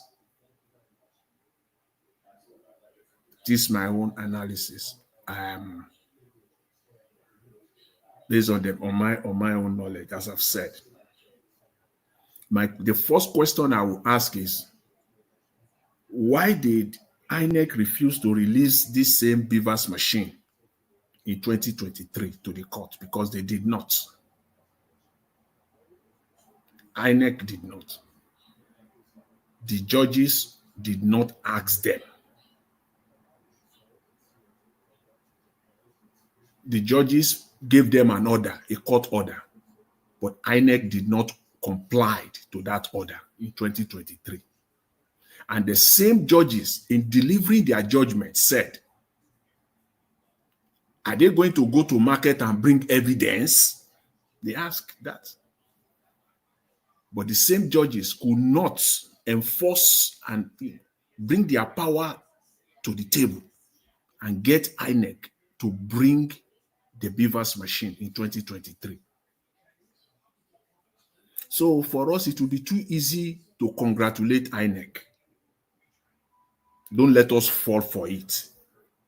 Let us use the case of Osun State in Osun State 2022 prior to 2023 election. Osun State, because Nigerians were too quick to forget. Osun State was this case was what Mahmoud Yakubu used to sell 2023 to Nigerians. He started globetrotting. It wasn't enough for him to stay in Nigeria and face the Nigerian constituency, the Nigerian people. He went to Chatham House all over the world, telling everybody that even before you wake up, if you sleep too late in 2023, February 25th, 2023, the election result will have been announced. He sold it to Nigerians. And Nigerians fell for it mostly. Even those that did not come out to vote, they still fell for it because he used Osun State that the electoral reform will work, is working. That electoral act that came into law February 2022, that it will work. That Osun State is the proof. And from a right-thinking mind, you will take it. And that was the basis. In fact, the sole basis that Mahmoud Yakubu used to sell 2023. He was so full of himself. He believed because he got Nigeria like I got them. I got them. So here's the take now. I'm saying this up front. Again, it's my own analysis based on my knowledge of Nigerian political landscape. Edo State is going to be the sacrifice for 2027. They will let Edo State go. I believe that they have come to that conclusion. The event of today at the tribunal, I have no any other choice. I come to that conclusion. Edo State will be the sacrifice on the platter for 2027. They have sat down in wherever, and Edo State will be the sacrifice, and it will be the hallmark. It will give Mahmoud Yakubu now the platform to come out, because as we speak, since 2023, Mahmoud Yakubu has lost all credibility. He cannot even come out. You and I can count with our fingers how many times Mahmoud Yakubu has come out to talk as the head of INEC, despite the fact that there has been several elections after that. He can't come out. He has lost every credibility. He does everything in his cocoon inside the headquarters of INEC there in Abuja. He can't come out. But once they deliver, once they sacrifice Edo State, you will see Mahmoud Yakubu start selling 2027. I can say it categorically today. If polls were conducted in Nigeria today, there will be less than 20% of the registered voters that will come out and vote, because the apathy is increasing every day in an exponential manner. At an exponential rate, is increasing. People are not ready. So what we're seeing, so don't let us fall for it. Don't let us fall for it. I believe that they have made up their mind that they will sacrifice Edo State. Edo State is on the platter for 2027. Other than that, this INEC will never release BVAS. For what? The same INEC that refused to release the BVAS in Kogi State. What are we even talking about? Are we kidding here in this country? We had Tribunal also. The same Tribunal returned Ododo back. That is, as announced by INEC, Ododo is the governor. They did the same thing. What is going on in Edo State now? They did the same thing in Kogi. The SDP went to court, challenged it. They returned. Why did INEC? INEC did not put out the same BVAS. So what changed? Edo State is a very high stake, and they know if the status quo remains as announced by INEC, and Okpebholo remains the governor. Again, I'm saying this is my own analysis. People are hearing, let it be on record. If Okpebholo remains as the governor, the apathy of 2027 will be staggering. Because what we're seeing today is even a child's play. By the time 2025 runs out, we are entering 2027. How will Mahmoud Yakubu comes out? What will Mahmoud Yakubu sell to Nigerians? What? It will be bashed everywhere, in and out. So for me, I believe that they have decided to sacrifice Edo State to tell Nigerians that INEC is working, the BVAS is working, the Electoral Act is working, whereas we know that it is not working. Without the electoral reform, if they like, let them release the BVAS machine. The Electoral Act is not working. There are issues there that must be dealt with. So we will not fall for this. Nigerians should not fall for this. I'm calling on Nigerians and the Nigerian media not to fall for this, because you will see Mahmoud Yakubu at another level, like a man on steroid. Once they return Edo State back to the rightful winner, you will see a man on steroid, Pro Max, the way he will be running, getting ready. How will he sell 2027? That's how I see it. But again, I want to see what the judges will do. Let's wait and see what they will do. That's how I see it. And Nigerians just be ready, just wake up. And when you come to still Nigerian politics, El-Rufai, You see, yesterday I was talking, I said, when Buhari was talking, I said, this man, all of them, why they are in office, they lie. When they left office, they continue to lie. All their lives, they will just lie. This El-Rufai talking, let's go back. El-Rufai was the former minister of the FCT under Obasanjo. El-Rufai was the first director general of the Bureau of Public Enterprise. That was the agency that sold all the assets of Nigeria.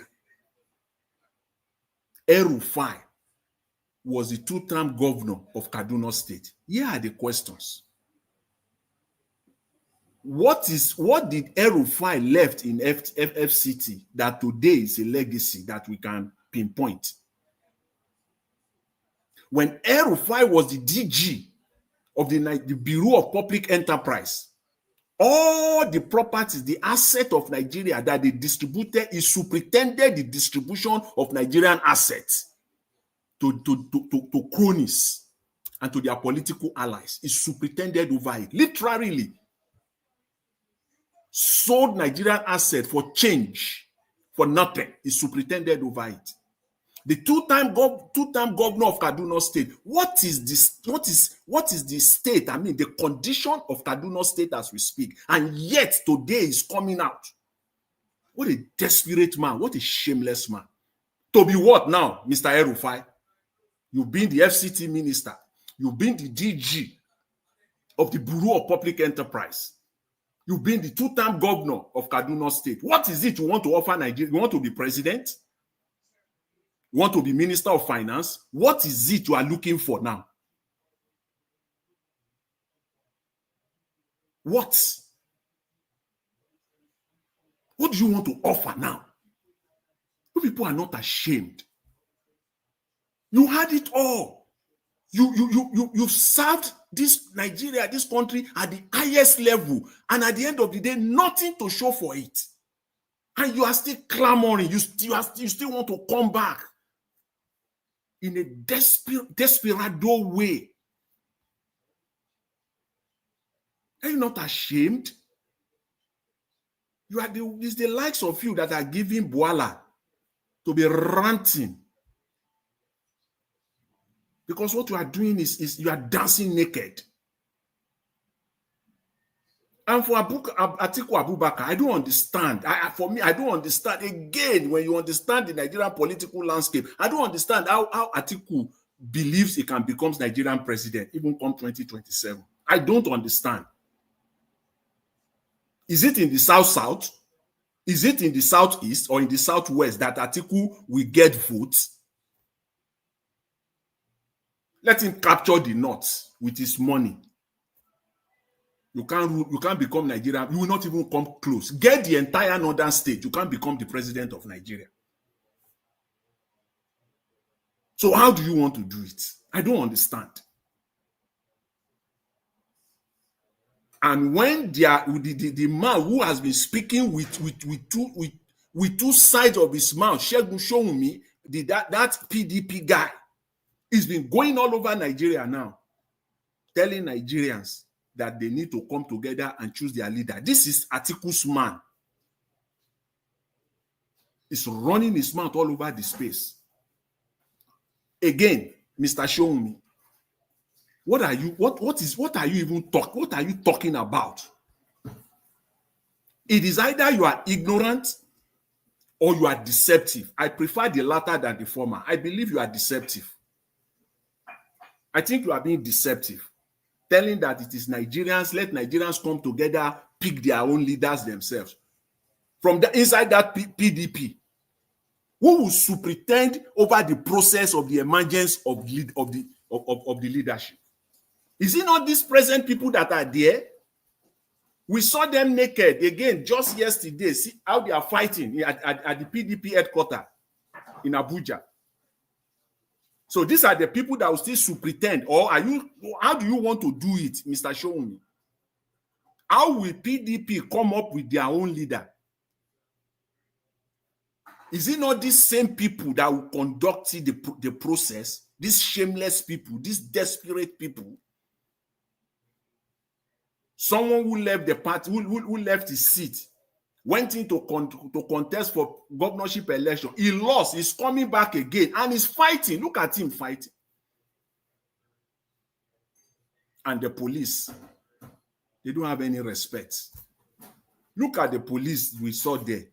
They are not even fit. Physically, they are not fit. Look at them as robust as they are. Those are the ones that want to fight those able-bodied men. They'll undo them.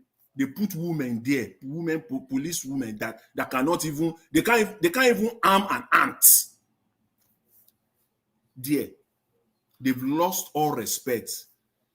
It doesn't matter if you're a police officer, whether you are 200-pound or you are 500-pound man. When they see your uniform, once you arrive there as a police officer, your presence alone should bring some calmness and order into that situation, first of all. But look at them. They've lost. All they do is going to court, charging people for cyber bullying. That's all they do. That's all they know how to do. They brought charges to court. When they brought their charges, you are left with no option but to feel that these police are incompetent. They don't know what they are doing. When you see the kind of charges that these guys bring to the court of law, when just look at what is going on. They are just disgracing the entire court system. And the court system is complicit there. Why would they be accepting such cases to even enter their court in the first place? How? Why? They are just ridiculing the whole system. The IG is going on a personal mission, using your office to fight for yourself, not to uphold law and order. That's what you are doing here. It's all clear to see, for everyone to see. If you know what you are doing, you better look for a soft landing, how to get that case out of the court. The way Afe Babalola, got himself out of the mess that he brought himself in with Dele Farutimi by bringing some traditional rulers together at the middle of the night for a meeting and coming out to say he has dropped the case. You better look for such and get a soft-landed way out of this rubbish, this mess that you have brought yourself into. What you invited the man for cannot hold water in the court of law. What you now charge him for, you had it months back. Why didn't you charge him for that months back? Why now? So you've just conducted your investigation, right? After the event with your officers at the airport road. So it was just so you want us to believe that it was just a coincidence, as at that point in time, you completed your investigation. So you now brought the case to court. And when you brought the case to court we already know that you have not done any investigation. You are just going on a personal mission. Because if you had conducted your investigation, it is caught straight. You still want to keep the man. You still want to keep him. You still held him. You will have let him go, that his case is in court, and then he will appear in court. So we know that you have nothing. It's a personal mission. This is ridiculous. What a country. What a country that we're living in. Okay, round up, sir. 1 minute. Anyway, I just want to salute for at least for once. Let me salute Showore. He sat in the court and he said all that against Mr. Tinubu. Who can do that with both face? Said it. Everything he called him, he is not inside the court. Oh, inside the court. Inside the court, he said it. I salute his courage. I salute him for that. Everything he's doing, he's not doing it inside his house, or when at his own whims or caprices, when it seems fit. No, you can see that this guy is ready. Inside the court, he said everything he has been saying. He said it inside the court. So I salute his courage. He's a real guy.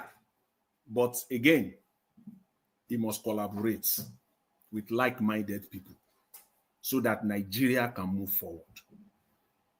I'll leave it there, Mr. Elvis. I really appreciate it. Thanks to everyone. All right. Thank you very much, Mr. Jonathan. God bless you. I appreciate you. Okay. The last person on the panel, Black Panther. If you're available now, talk to us. Yeah, Nigeria, thank you. Can you hear me very clearly? Yes, very, very clear. Thank you very much, Mr. Nigeria Wash. May God bless you. And I want to thank the last speaker. Man, I was almost saying you should not stop Oga Jonathan. Kudos. 90% of everything you said, I concur and I salute you for bringing out those facts. It makes life come out of us. Thank you very much for that respectable submission. I want to thank other speakers that have spoken. May God bless every one of us. And I want to thank Mommy Diaspora. More grace to you, Mama. May God bless you, Ma, and keep you well for us. I want to start by, I will touch on one issue that Oga Jonathan said, that thing is funny. I will talk on it. But not now. Let me go to Oshimole. The elder statesman. I call him elder statesman now. Because he's a stylish corn, sometimes he does something. I don't look at him because if I look at him, I will lambast him from now to the end of the word end. But I will use his word because his word is very, very strong out there. And it's giving us a signal. It's telling us something that most of us are throwing into. We are just looking at it as it's opening a canker worm that we are yet to dig in. And a lot of things have come to align with what he's saying. Now, I said one thing here, that this Nigeria is not a country. It has never been and will never be if we want it to be like this. You see, he said one thing here when I told you that these people, they are not coming to Islamatize you. They are coming to steal your wealth and divert you to look elsewhere. Now, let's go into the nitty-gritty of what he said. He said one thing. He said the military generals are partaking in this smuggling of your natural wealth. I'm paraphrasing it so that you understand it very well. The military generals are partaking in siphoning your natural wealth to other nations to keep or to sell. Because you need military might to safeguard wherever the wealth is in the north. Who are the generals of the Boko Haram? Why are they bringing Boko Haram and why is Boko Haram not stopping? It is because the military people that you see today, all the generals in the Nigerian military, they've all compromised. Let us talk on the side of the military, Nigerian military side before. The Nigerian military will not be here today and Nigeria wealth is stolen the way it is being stolen without not raising an uproar and take over the government. It is almost impossible. But we can now see that if they compromise the military and make their heart divert and put them in the space where they have put the Nigerian people, the civilian, in terms of segmenting us and making us believe that tribe is the main thing and religion is the bypass. That is what they've used to divide the Nigerian military now. And the Nigerian military has been used as a safe haven to safeguard and steal the natural wealth. Because all the oppression done there cannot be done by a civilian. It has the backing of the military generals. That is why you see the boys talking that the other time they spoke when they were interviewed. They said whenever they are going after the Boko Haram, a voice will come from above and said, every one of you, down your arms. Don't go up, don't go again. Retrieve. And some of them came back to say something here that most of us have thrown into the trash can, but those things are very important. In the acquisition of arms and ammunitions, what happened? They said the weapon given to them is outdated. That what these Boko Haram are using are top-class weapon, top-class armory.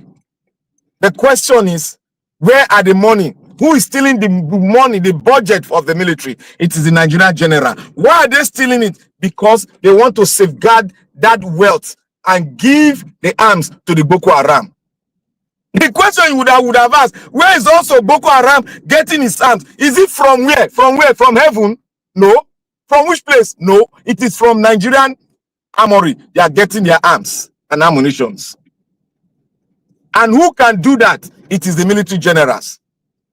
Let me tell you today, Nigeria need to restructure everything because everything has been stifled, and we are moving into the era whereby if the string is being drawn to an extent, we are going to end up in the way the Sudan ended up. That in now. We are going to end up that way. Because it is when you stifle the military, it will get to an extent when the military go out, you can no longer retrieve them back now. That is what is happening in Southern Sudan. The military are divided into two factions, fighting for who, what? Fighting to who is going to get the top position of the country.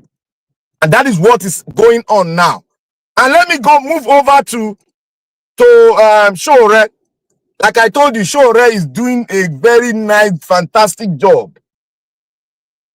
I have never spoken on Shore like this. People are surprised. I gave him a speech. I know he must have heard it, that something is going on in his heart. I believe something is going on. But he's doing a fantastic job. The Nigerian police is gone. I told you all that day, you can hear from the lawyers that we are still using the colonial book, colonial laws of the police. You heard him say 30,000 given to the police station to buy fuel and do other documentations. That is what you are seeing. That is what is happening. Who is taking all the money? It is the IG.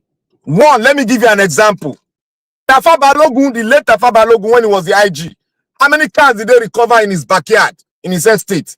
More than 200 Jeep was recovered. Hilux were recovered in his estate, locked down, new chassis. And that was what made Obasanjo so furious and told the police to get rid of him. And he had lived, went to jail and came out, and may God bless his soul, we lost him. That is it, the evil that men do, we haunt them tomorrow. And all this Nigerian IG, the evil that they do, we haunt them tomorrow. That money that they've stole, they will spend it on something that they will never believe they will spend it on. Because they are part and parcel of the movement against the Nigerian people. And now, when Chores said something about, we are going to even fight for the Nigerian police, we are waiting. I love that. That's a new dimension that is coming in now. Let us wait for what he's going to do, and we are going to see it. It's going to come like a shock. See Chore out there fighting for the Nigerian police. We are going to see the reaction of the Nigerian police. I'm waiting for that because I have a lot. Because I was born in those institutions. I have a lot to say, and I will support him in what he's saying. I want to say something about the El-Rufai. El-Rufai enter house and go and sleep and don't even come out again to even talk about I am a baby in Nigerian politician. You are a terrorist. From everything you have spoken, let us go and bring your tape. He said, anybody that comes into the north, they are going to carry them, bundle them in bags. and ship them back to where they come from. Is that not what you said? You are a terrorist now. Are you not the one that said you went down to the Sahel down to beg these people with money? Were you not the one that said it? My brother, my honorable excellency, how they call you guys, you are a terrorist because it is shown. The Nigerian law said he that have aid and abetting a criminal is also a criminal. So you are a terrorist. That is where I come from. So nobody should listen to El-Rufai because it has nothing to offer. In the eyes of El-Rufai, more than 2,000 the Southern Kaduna were slain down. What did your El-Rufai do? He started preaching North agenda in the North, in the state. He started bringing down men, their houses, those that went against him. A tyrant like him is coming here to speak like a dove. He's a terrorist. And I want to go on to the Edo State. You see, Atiko Moku just skip him. I'll talk on that one, the second part. People will surprise this analysis I'll give. I want to talk on the Edo State. Why are we so excited? People are excited. Oh, they brought the BVAS. What is it? Is it the BVAS you want to see or the content inside? You have seen the content inside. Is it also? Because it is not the BVAS being brought to the court of law that makes you win election. It is the content inside. And the content inside said they overstated votes. Abi? In some, not all, in some areas. That's where they will catch all of you bunch. That's where they catch you. They've done it before. You people are still following them. Look, when Nigeria got this republic we came into, they were using INEC. They were using the party to write results. Now, because of the technology, they are now using INEC to write results. I believe people don't know that one. Now, Obi brought evidence that if you go to any court of law around the world, Obi would have won that case. There was nothing the Obi did not bring. All the printout from the BVAS, Obi brought it. It was there. The thing was there. Because when you print out anything from a BVAS, at the bottom, you will see where it was printed out. And you see the website there where it was done. It will be shown there. Everything was brought forward. What did the judge say? Oh, they only rig. Let me tell you how they are going to go. They only rig in some area. Why did INEC not go and do rerun in those areas that they overstated? The INEC now brought the law. The law state that INEC result that they wrote in that big sheet, and I forgot the big sheet, is the authentic sheet to bring into the court of law to make your defense. I don't know.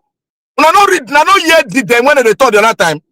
If you like, go bring anything. Even you bring those things that they gave you, INEC stamp. They gave all the people that you snap everything. You bring everything from BVAS. The law, we go back to the law and look at what INEC brought. And that what INEC brought, let me round up with seconds. And that thing that INEC brought, they will always say INEC did this mistake, and they'll give them a pass mark and read that this person won. I'm not saying that they should not give the right person. No. I am waiting for them to convince me that they can do the right thing. Because evil never give up. Evil will continue until it goes down 6 feet before it gives up. That is what I'm going to tell everyone. And everyone that is saying that I want to say this, just seconds, please. Anybody that says, oh, they are using the Igbos, let me tell you about Nigerian politics. And one parable, now go turn now. If they want to get anybody in your house, they will not use an outsider. They will use an insider to get those in the house. And you all know, you are all elders, you know the parable I'm saying. That is the parable that they are using in all the tribe, not only the Igbos. So anybody that is shouting about the Igbos, they will do it against anybody that rises up. That is what they do. And that's Nigerian politicking. All over since 19 Bogboro, they started. That is what they've been doing. They've done it to the east. They've done it in the north. They've done it in the east. They've done it in the Midwest too. Thank you, Nigeria, for giving me a little extra time. Thank you, sir.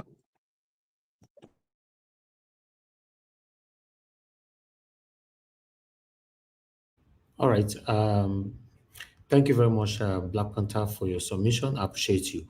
But before I will call on Ogasim to speak to us, I would like to quickly put in this further update concerning what happened today in court on Edo State. My name is Remain Good Luck Society, and I bring an update from court today. Today, na the 30th of January 2025.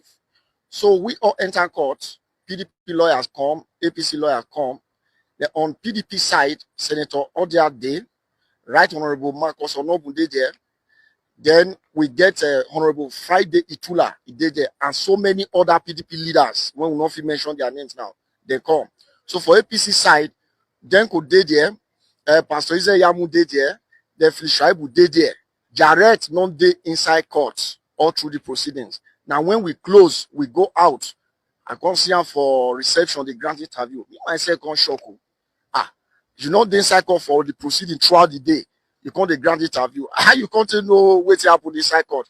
Well, more common for that one. Everything go well today. PDP present 2 witnesses. One are from Akoko Edo, the other one are from Oredo. So that one from Akoko Edo, just dey simple. They talk wetin ICIT happen. Say the result when INEC announce, it not correspond with the result when it come from police unit, when even the IREV, it not correspond at all. That one for Redo Ward 1 when it come. It talk say the result when INEC announce, it not even correlate at all. It not there for IREV, not correct with the CTC, not correct with police unit. Now INEC come ask say, what did they talk? How we can't announce result? Now the guy say, not be you behind them when so we'll answer that question. Now that question, we say make you answer now. So now so called come burst into laughter everywhere, everybody come shout. My people, they call it third witness. When they want to call the third witness, now PDP lawyer stand up say, court, I beg, we subpoena INEC since say, may they let them inspect the BVAS for Benin, even with the court order when they get. I know what happened that time when talks from the beginning of INEC go reach inside talks, not let them inspect anything. Now so they come subpoena INEC, may they bring those things come Abuja. As they bring those BVAS come Abuja, now the lawyer come take court today say INEC don't admit say they bring those BVAS come Abuja. Court can't get a CBO. As the court okay, men I go bring the thing come. They can't bring the entire inside. As they bring them inside there, now so PDP people come burst into jubilation. For the other side there, I can't the red if feel like cigar. There are some of them, their body can't chill. Where their body can't chill. So now waiting happen. So as it can't they go, they can't say, okay, INEC person, how many BVAS you bring come? The guy when they bring come say, if first talk say 133, he go talk say 148. Now PDP lawyer say, no, not be like that. Talk waiting the be the number. Our gas too. Now they come first say 151. Now court can say, no. Make them give them time. Make it true. Make them count this thing. Make them know how many them be. Now they can go count them. It can be 147. So as it comes to they go on like that, now they can say, you present the BVAS now, they come they show ballot bosses. Now PDP lawyer vex. Stand up, say, look, now BVAS machine, I say make you not bring come, not be bosses. Show us. Now court come agree. He say, why not they do like this? Now the BVAS, the same one I bring come. I beg, INEC, bring those BVAS come. Now so court come holla again. They come bring those BVAS come. They can't count everything. Everything can't be 147. So today, really, they're very, very interesting. Because we now know say this BVAS, they don't let PDP make the inspection for Benin. Now, kata. So today, the BVAS, why would they talk of the BVAS? Say, now be the authentic machine when they take the proof rigging, over voting and everything. Accreditation will show everything. So now, why they important? May they get the BVAS today. Now, we're done. Call down adjourn to tomorrow. We'll see come again. Now, we're done. Hey, voila. Now it's small, Anyway, I appreciate you all, my people. Naija watch. Na Nollywood then they do for that court. Nollywood. I don't feel in Nollywood because you never know what is gonna happen. You see all those touting, behaving like Agberus and all that they were doing in Benin. They couldn't do it now in Abuja. So let's see how it goes. Thank you very much, Oga CM, for joining us today. Good evening to you, sir. You have the floor. Please talk to us. Thank you, Niger Watch. Good evening. Okay, yeah, let me increase my. Good evening, Niger Watch. Good evening, everybody. Thank you, sir. Yeah, thank you wherever you may be for joining us now. Actually, hey, let me talk on this Showore case. I think for the past 2-3 days, I've not been here or thereabout. One, I will come back to what happened in court or what he said in court. Regarding why they charged him or what brought about all those things, I've seen the video coming from the airport. They stopped him. He was like not wanting to park. I think they were saying park. It was like pointing to him where to park. He refused and then was telling them why they're causing something and all those things. Where my take on it is this. I've looked at the video and the road. It's a 2-lane road. Sure, I think it was either on the inner one, on the outer one. Then the other one is still free to go. But then there is space to park. Where I will blame Sure is you should have parked. Not because you want to park for them. You lived abroad. In the interest of health and safety, you park. Then rain all the abuse you want. No problem. Because when you didn't park, you are blocking traffic. It's because of health and safety, not because of them. You can even say it as somebody who lived abroad. Because in the UK here, whatever you are doing, you say you explain it in terms of health and safety. And if they look at it, they will agree with you. Because you said for my health, for my own safety, and the safety of those around me. That is the answer. That is the magic thing you can escape. Or it may not be true, but when you mention safety, say I have to move back for my own safety and those around me. They will go and examine it. And if you examine it based on safety, you are right. So you should have you park, but you won't come down. You start there to rain them abuse. Meaning that the traffic is still flowing. Because that is like parking where anybody can park by the side. You still rain only abuse you want. I won't disturb you because that is basically what Nigerian police is. Because that checkpoint might be illegal.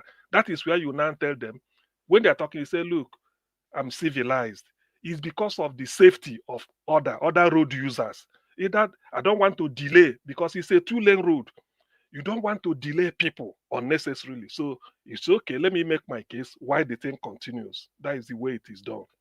So that is where I blame him for. He should have parked. And then whatever you are saying, I will give you 1,000,000%. But you should have parked because of safety of road users. You can't stop at the middle of the road and be pressing your right. You park just based on safety.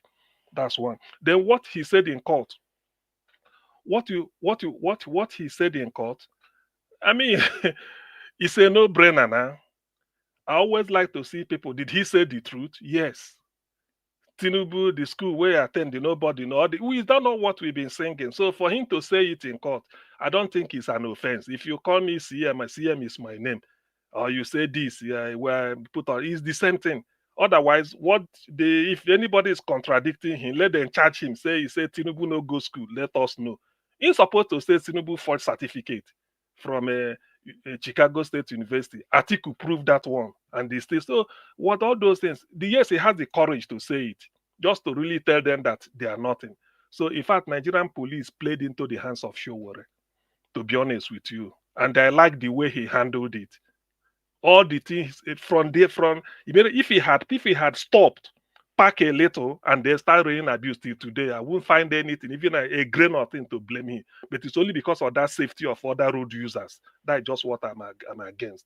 The road is not only for you. You have your right, but your right stops where another person own starts. The road is not only meant for you. If they had blocked it and then people will be behind you, no. You park and then you have a way somewhere to park, then let them go. So what Showore did subsequently, he has no case to answer. All this idea of charge him for this, charge him for that is a waste of time. In fact, I salute his courage. This is exactly the way Nnamdi Kanu behaved when they brought him the first time. He said, Buhari, you're a madman. He called Buhari madman. Say, you can't jail me. He said, Nigerians had it. He said, I have no case to answer. You can't jail me. And in the court, now they kind of defeated them in their court. Till today, where is the charge? Nothing. So Showore, I think that courage, I like it. In his own case, it's just that he's saying that maybe Nigeria got independence 1960, which everybody knows. There's nothing new he's saying, only that he has the courage to say it and the environment where he said it. Nigerians should be, I mean, if the president is misbehaving, Americans insult Trump openly. They call him in names. But that is Trump own is not that, but may even call him name based on maybe what they think he is. But Showore is saying exactly the facts about Tinubu. So and even police. So what is there to doubt him? The worst, what Showore pointed out and what made me to even look at his case on merit is this. How can Nigeria today be telling Showore go and bring a shorty, level 17 officer that has 100 million? Is it possible? Or something like that. Is it possible? A civil servant. Do civil servants stand shorty? They are not supposed to. Even in that case, you say, look at the what. So if a civil servant in Nigeria bring out a level 17, bring out 50 million, you won't shout. You won't ask him how. So that is to tell you how useless the system in Nigeria is. So I think maybe by detaining Showore, he will be exposing them very much. He knows what to say. He has facts. So let him go and expose them the more. To that extent, what he's doing, I'm in compliance. It's like he's speaking the mind of the people, and that is what he should be. Sometimes when somebody wants to mess himself up, you help them to. They should have even looked at Showore's case. If it's one road traffic offense, he say he stood there because of safety of other people. That is why you are charging him. Somebody might say, but maybe we plead whatever. But to go and start cooking up story because he's Showore, thinking that people will be in their side is a waste of time. Enough of that. Then on a Edo State case with BVAS, you see why they are saying all these things are there is varied interest. One, maybe Mahmoud want to use it to redeem his name, to come and confuse us that after all, we presented this, we presented that. Or Tinubu maybe want to say, okay, let me use it to, let me trade off. Although I promised them a Edo State, let's see. Or it could be a case of, let's give them, a usual APC election. In those days, if they conduct an election in a state of about 30 local governments, after Saturday, 4 p.m., by 8 p.m. on Saturday, they say PDP in early lead. 6 local government completed. You won't hear anything again until Sunday afternoon. They will say they are running neck to neck. 16 local government released. They are running neck to neck, 8 and 9. Then by the time you get to Monday or Tuesday morning, they declare APC winner. Tell you that PDP won 8, APC won 22. So that is the trick. Maybe they want now to say, when we get to tribunal, here as well won. So all these things, they are not deceived. We know as well, Okpewolo did not win. It's a clear, we all know it. Okpewolo did not win. By the way, if there is a party that should be interested in proving their case, it's APC. You gave somebody distinction, and they're asking you, come and present the answer script that you marked what the person wrote that made the person to get 75%, and you are dodging. Why? What they're asking you, whatever you wrote on is from EC8A, you lifted it. Ideally, it should come from BVAS. Because from EC8A will be very blank on the day before the start of the election. It is after you finish voting, accrediting using BVAS, whatever figure, that is where you now leave the figure and then start to fill from EC8A. So they're asking you for that is for the primary source where you lifted the figure. I mean, somebody can say I scored a 288 in JAMB. The only way they have to know is say go to JAMB computer office. They go there. That is where they lifted it and sent to one university. So they're asking you, bring the BVAS. Let us see how you added the 2 vote, 3 vote, 10 vote, 15. He gave you this, and you are dodging it. So that is, I mean, it's just because the interest this time, let me just say it, for people that don't know, relative to P2B. P2B, the thing is that they planned it that Tinubu is the person that will take over. Now they kind of said this in 2016 when Buhari came in. He said they let them not worry it after Buhari, Tinubu they are giving. He said it openly then. So everything worked to give to Tinubu, no TV debate, nothing, thinking that Tinubu, maybe the way he was shaking in those days, they felt he will go Yar'Adua away. Then this man, where they sponsor terrorism, will now take over, or Shetima. But it is not working. And then the guy is even being bold enough to even do some, to challenge and then want to assert his, authority. Where I always say this, what I know Tinubu is bereft of idea or competence on what to do. The only thing I want Tinubu to do, which if he's doing it today, be fast, restructure Nigeria. That is what everybody, because that is how you sweep, you take the rug from anybody's feet. Restructure Nigeria. Ogoni are not happy for you that you want to go. Even the Niger Delta, they are not happy. I saw one video at Sawana, a job people are making, say they are not slaves. I know where it's heading to. Restructure Nigeria. Fakpo Undorf from the southwest have told you. Southeast, everybody say restructure. Nigeria does not belong. You don't just listen to only what one area said. I think I argued it here with Black Panther one time. I said, if I say this is what I want, you say now you don't want it. Find people that want what you want. You stay together. Me, where people that want what I want, then we remain. That is the way to do it. If na south east, south and south west agree for restructuring, we restructure ourselves and be our own. If North Central want to join, they join. Those we no want, we don't want. No need. There's no need to exchanging whatever. You go and remain on. That is the principle I want. If you don't want to move forward, me, I want to move forward. Don't drag me backwards. It's as simple as that. So that is just what I feel that Tinubu should do. Reduce your power, restructure, devolve power, so that you will be free. You carry less load. Nobody can be talking you. Then we know that we are not going to Abuja for this again. Everybody will start. This tension, like Dr. Fakpo said, we die down. Then all these things, nothing will be when you are listening to them. We not go restructure. For what? 40 years of federal character. Where has he led us? Federal character. 40 years of make Anambra person. 139. Imo 139. National Common Entrance. People from maybe Jigawa and this, you give them 1711. Where has he led Jigawa? So you don't punish somebody because you want to bring up somebody. It doesn't work. So Tinubu should be fast. That my own is that he's not fast enough in the reform he wants to do. Do it fast. You have the backing of the entire South. That should be okay. Yes, we know you will rig yourself in, but in this case, given the scenario we are meeting, we don't have patience anymore to start this pussyfooting. After doing it, Tinubu, forget about 2027. Dr. Fakpo said, Tinubu, forget 2027. Even if you get this money, what is it? Or even if you get 2027, what is it? What is going to mean? That the Yorubas are even not happy with you, despite their leader. Is it Indigo that are happy or South that are happy? Niger Delta are not happy. So restructure Nigeria. Those that want restructure, let them restructure. Those that doesn't want, you remain where you are. It's as simple as that. So that means that if we can't agree, we go our separate. You can't come and hold me down.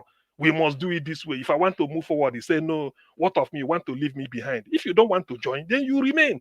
That is just as simple as that.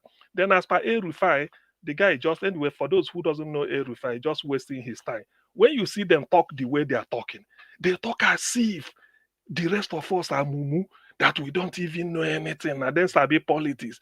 They love Nigeria more than Lord Lugard. They're just wasting their time. El-Rufai was the architect of people that removed Jonathan. They brought Boko Haram. El-Rufai was the person that went to them to bring them in. Because they felt that Jonathan won't go. I think there was time they had cell in Ekiti, planted them all over, mainly in the southwest and the Niger state, hoping that anything they strike. Jonathan is like he read this thing and said, before even he said take. So they were shocked. They didn't prepare for that. Now Buhari get into governance. We know what happened. So as a result, the people they brought to do the job, there's no more job for them to do again. So they left them as if they say, let us help ourselves. In trying to help ourselves, El-Rufai said, I'm going to them, give them money, beg them. Who are them? This is the man that is now coming, pretending to be a chameleon. Anyway, I pity them. Tinubu, don't listen to, just restructure Nigeria. As long as South that bring the oil will tap in is happy. Southwest are happy with you. Southeast will be happy with you. That's why Peter Obi said he's not interested in a coalition to take power. That what he want, he not the one they did to Jonathan. They coalesce ruggedly, remove power from Jonathan, push the man away, thinking everything because now they feel that what they wanted. Why didn't they? If they feel that Peter Obi is good, why didn't they support Peter Obi? Obedient everywhere, very clear candidate. They felt he's Igbo. And then now talking of unity, Atiku, who is talking of this, stood at Arewa have to say the North, we never vote for it. We don't need Igbo president. We don't need Yoruba president. He said it. Tinubu said Yoruba local, Emi local. Only Peter Obi, who didn't preach tribalism, they pushed him away. Now they think that they are doing everything. They threw it open so that these people, when we start, all these things are what we know. So let the only thing is, I wish I had Tinubu's ear. Restaurant, that is the only thing you do. Forget about the economy. Everybody, let's go and solve our problem. Yoruba, you've relatively developed. Go and solve your own. Ndi Igbo, go east, south, south, go and solve. Middle belt. If you can't solve yours, then you go with them. That is just the thing. Restructure Nigeria, Tinubu. That is the only answer to all this nonsense that are developing. Restructure so that you carry less load. People won't blame you much. And then everybody will now say, yes, let us move. Then you do all these things. Even if you stay 8 years and they took over again, they reverse the progress. Is it not Obasanjo that gave Nigeria zero debt cancellation with Okonjo-Iweala? What happened when Yaradua came in? They ballooned the debt again. Jonathan came, Okonjo-Iweala came, trying to, the small gain we were about to get, rebase our economy to #1 in Africa and everything. What happened? Buhari came, everything zero. So what is the guarantee that even if Tinubu will do magic with the Yoruba economic team, when you hand over to them, everything goes back? They are incapable of leading a civilized people. Thank you. Thank you, Niger Watch. All right. Augustine, thank you, sir. Thank you very much for that submission. I appreciate you. The last person we have with us is Prince Alabo. Prince Alabo, you're just coming in. Good evening to you, sir. I will give you 8 minutes as well. Please talk to us, sir. Thank you, Mr. Najawash. Good evening, everyone. Let me just stand on the existing protocol, my brothers. Let me start with the issue of Adam Oshomole crying out for what is happening in the north. This is the injustice which we, who are the just, who are suffering the degradation of this pollution in the Nigeria. Like last time I raised a concern on this platform on the treatment we are getting, like putting us under Ogoni, cleanup, and not doing anything. You can see most people in the Joland are coming out today. You are taking our oil, you have polluted our land, you are using this area to service Nigeria, and you leave us, our people are suffering. Just December, there was a spillage from the flow station of NNPC and Shell all over the Andoni coast. No one can go to fishing. As I talk to you, NNPC came and they speak their grammar, we are coming. As I'm talking to you, nothing is being done. The means of livelihood for these people, they don't give them employment in the oil that is being operated in that place. Even the job at the local content said they recognize these people. Some labor works give to them. They don't come, they don't do. The people are suffering doing their fishing, yet you destroy the water, you destroy the mangrove, the prewiku they managed to pick and all those seafood. They can't find them anymore.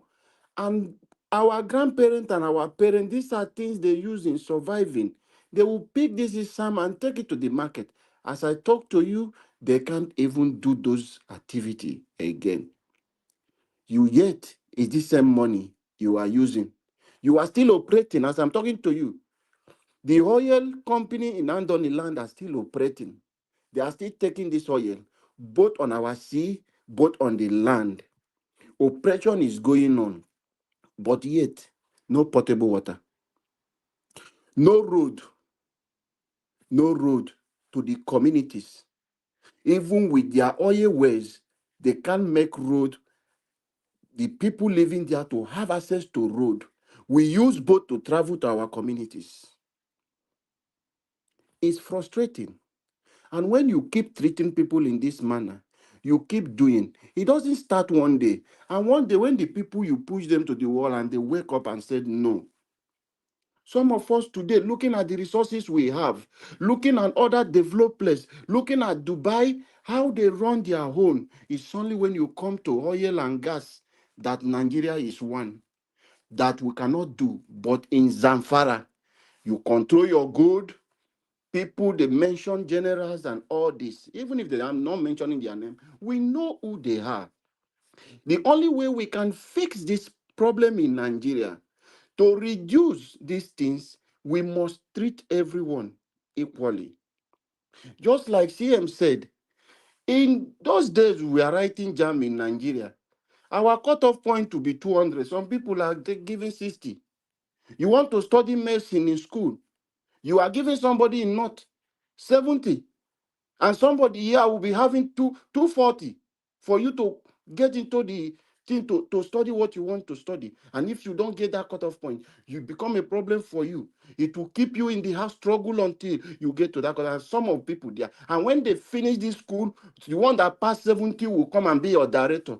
You are even much better than them. Is that equality? Are you treating us fairly? And yet you say we are one Nigeria. What is happening? On my own feed, you are an engineer. They will bring somebody from North to come and be your boss who does not even understand the job you want, because he speak some language is from people who has the power, and they will come. You will be the one to train them. Even if they come on IT, after you train them on the job you've been there, they will come and be yours because order from above. This is what the marginalization people are going through. We, the people of Niger Delta, and the Ijaw in particular, this is what we are suffering. And this is not fair to us. You are doing now, using our resources, cleaning other places, and you fail to clean our whole land to provide potable water. They are not concerned. As I'm talking to you, Andoni does not have hospital. For you to travel from Andoni to Port Harcourt to reach the teaching hospital, it will take you 2 hours on the road before you finish, carry somebody from boat, taking it to get to the jetty where you can get a car, now travel to Bori, from Bori you get to Port Harcourt, reaching that person have gone. No even ambulance, no any emergency service in these places. But do you know how much these people are contributing to Nigeria? This treatment is not fair now. Our people are dying. They don't have potable water to drink. Water is very important. You are producing oil there and flaring gas on our land, but you cannot give us electricity. This is not fair now. The gas you are wasting, what is different for you to tap it and use it to distribute electricity for the place? It looks as if it's intentional something. They don't just want these people to raise, they are not doing it. But in other places, people who own the oil well manage and pay taxes to government. But in our own case, the North will come and say they own 70% of the waterways because they hold the highest land. Is that not injustice? This is not fair. How do you want the one Nigeria we are talking about? Is it one Nigeria? Is it all about the oil? Is it all about the oil?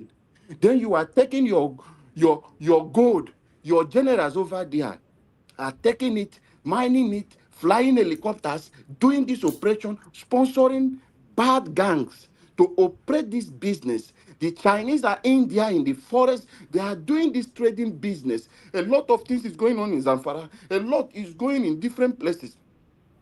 Even here in Osun State, a lot of these things is happening. All right. Nobody is talking about that. This is not fair to us. But the way forward for us to do this and make Nigeria for everybody to be happy, our recruitment process must change. As far as a general will stay in the house and recommend somebody to be in the NDA and recommend somebody to join army, we will continue to have their boys in the military. If we continue like this in this way of recruitment, their boys will continue to report to them and do what they want. That is why we are suffering this in Nigeria. Nigeria, let's wake up. As I said, lastly, sorry, Nigeria. Niger Watch. My electoral reform, I will never forget it. Our only way is to go for electoral reform. Let's begin to push for this and don't let APC deceive us. Thank you, Nigerians. Okay. Thank you, Oga Alabo. Thank you very much. I appreciate you. Thank you so much, everyone. Yes, we are done with this first round. We're going to have our final submission of 2 minutes now so we can round up. I'm just going to call on people just once. If you are close to your mic, please you talk to us for just 2 minutes. If you are not there, I'll just move on to the next person. But when you return back, you get 1 minute. You know, thank you so much, everyone, right there. Do your parts. Help us to press on the like and help us to share. Thank you, Evis Odaro. I can see you right there. Thank you very much for joining up. Patience Demudi, I can see you as well. Thank you, my people. All right, Madam Patricia, if you're still with us, 2 minutes, ma'am. Final submission. Okay, Mr. Jonathan. Thank you, Mr. Evans. Okay, thank you, ma'am. Go ahead. Thank you. Okay, now rush hour. No. Okay, now I just want to appreciate everybody, everyone that has spoken. Thank you for your time, and yes, let's continue the good work. Let's continue to speak truth to power. Thank you. May God continually protect us and continually make us what He has destined for us to be. In Jesus' name. Mommy Diaspora, thank you.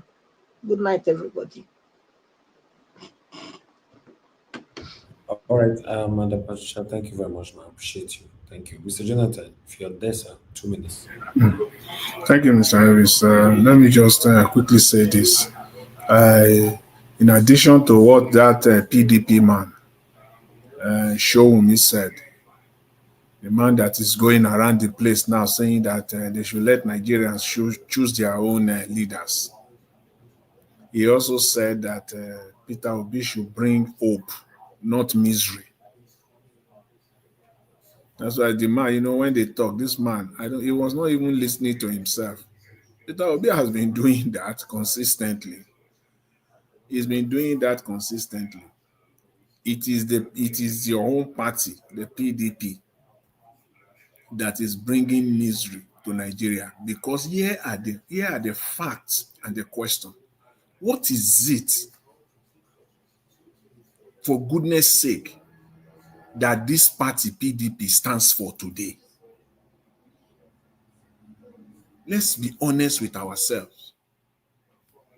What is PDP's official position, their official opposition stance on every policy matter in Nigeria today, that you can say, okay, I'm thinking of the party that I will be supporting, that I will support? They don't talk. They only fight for selfish reasons, just for their own selfish interest, period. Nothing else.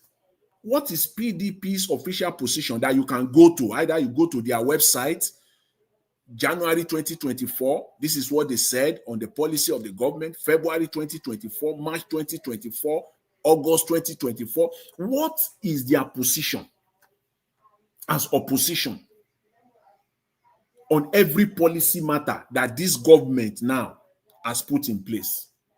What is PDP's position on education? And not only PDP, this one goes to all the political parties. It is only Mr. Peter Obi that is running a one-man show. The Labour, forget about the Labour Party. Those ones are not even there. It's literally dead. What is their position as a political party on education against Tinubu's policy? What is their position on health care that is contrary to Tinubu's policy today? What is their position on poverty that is contrary to Tinubu's position? What is their position on insecurity in Nigeria today that is contrary to Tinubu's position? What is their position on the budget, on everything? You don't know. They don't have. Because if you are an official opposition, you will be, thank you, you will be out there every day. Stand ready. but they will not do. They will not do that. Never. They don't do that. All they are fighting for, they are just fighting. They are just fighting, just for their own selfish interests. And they are not ashamed that it's all written all over the place that people knows that they are fighting, but they are not ashamed. It is power, just to grab power by all means. For what? To come back and start looting again.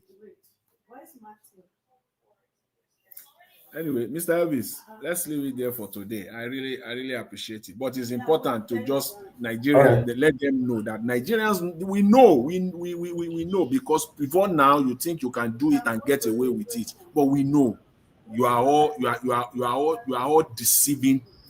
You are all liars. It's as simple as that. There's no any other way. Sometimes you lost words. You don't even know how to describe these people. Other than the fact that they are shameless and incompetent. Thank you very much, Mr. Elvis. I'll leave it there. Thanks to everyone. They are shameless, and I support that. They're shameless human beings. And they don't care. They only just care about the amount they are stealing to give a better lifestyle for themselves and their family. That's all. Black Panther, my brother, talk to us. Okay, now, Mr. Elvis, sorry. Who were the two people fighting? Two people fighting. Question for another. And the one that want to be chairman, the one that already a chairman of PDP. Who were they? Question for another day. Okay. All right. Black Panther, go ahead, sir. Thank you, Najao. Thank you, sir. I want to say here that Egbon that spoke, that was talking about that's trying to disguise himself, talking to Atiku. What does he have on the table? Telling Obi, we don't want to hear this. Is what these people should go away. Let the youth come in. Let me tell you the joke. Let me tell you the game they are playing. You see that Egbon that contested, that spoke about this thing. He's trying to make he's trying to create a sector like obedient. I saw his conference with the youth now in Ogun State. He's trying to rephrase that obedient the way we have it with Obi. That is what he's trying to do. He's trying to create a platform that is asking that we need a new Nigeria, so that when the time has come, that's why I may mention that if it, yeah. Black Panther, I noticed that rubbish as well, because for him to just come to start saying that he's trying to mobilize Nigerians to do it this way, to do it. Who are you? Who will even listen to him? He has started a conference. He went to schools. He went to university to bring people to talk to them so that they can be saying what obedient is saying. Then he will now announce them, prepare them, now start to harvest them. They'll start to preach the gospel. He will be the head of that platform. Then that is why I said when Obi or Atiku, if they select them, then he will not rise up. He's playing a game for Atiku. If Obi does not say Atiku should go for president, he will not come in and this Gwangwa Obi using that platform that is like obedient to float Atiku and say Atiku will do this. He's playing a game. I know the game that he's playing. I saw his conference. I saw what he's saying there. I know what he's doing there. He's a liar and he's a shameless man. Shameless. This is one of the people that is selling the West out. These are one of the leaders that are selling the West out. He's a shameless man. And I want to say on the last one that, yes, that Oga Jonathan said, INEC is trying to give away Edo State. No, go there. No go there. If you want to win presidency in Nigeria, you got to have the #1 man in the state. And Edo State gave 90% to Labour. Every state that gave 90% to Labour, he wants to capture those states. And he must capture it because the North might play a game. That is why it's going on this kind of makeshift of restructuring that that Oga CM is talking about. He might go that route to make sure that he made the North suffer for what they are paid because majority of the vote does not come for the North, but they rig election in the North because they have APC governors there.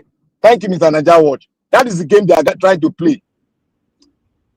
And that game not go work, Black Panther, not your worry. He no go work. Now the thing when they want to do, I no go work. You know the reason why obedience circulated Nigeria at that time. Peter Obi not be ordinary person one. And we go expose them. We will expose it. May no worry. Yeah. So you know this one is a nobody now. Who know how he wants to try to stand on the same foot with Peter Obi to win the heart of Nigerians. It's not possible. It's not possible. But meanwhile, let me call to Oga CM. Oga CM, your 2 minutes, sir, if you are there. Okay. Okay. Thank you, Naija Watch.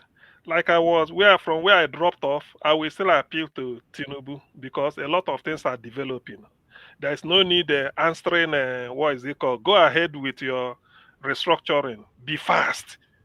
The most important thing is that do not think the entire South is behind you because that is what everybody. Now the Niger Delta is waking up again, unlike before the Jonathan came. The resources they are using comes from there and they are not happy. What they want is to control their resources. Tinubu restructure, even if it's 30 for them, 70 they will bring, but let it be that they are in charge. Same thing with the gold at Ilesha and everything.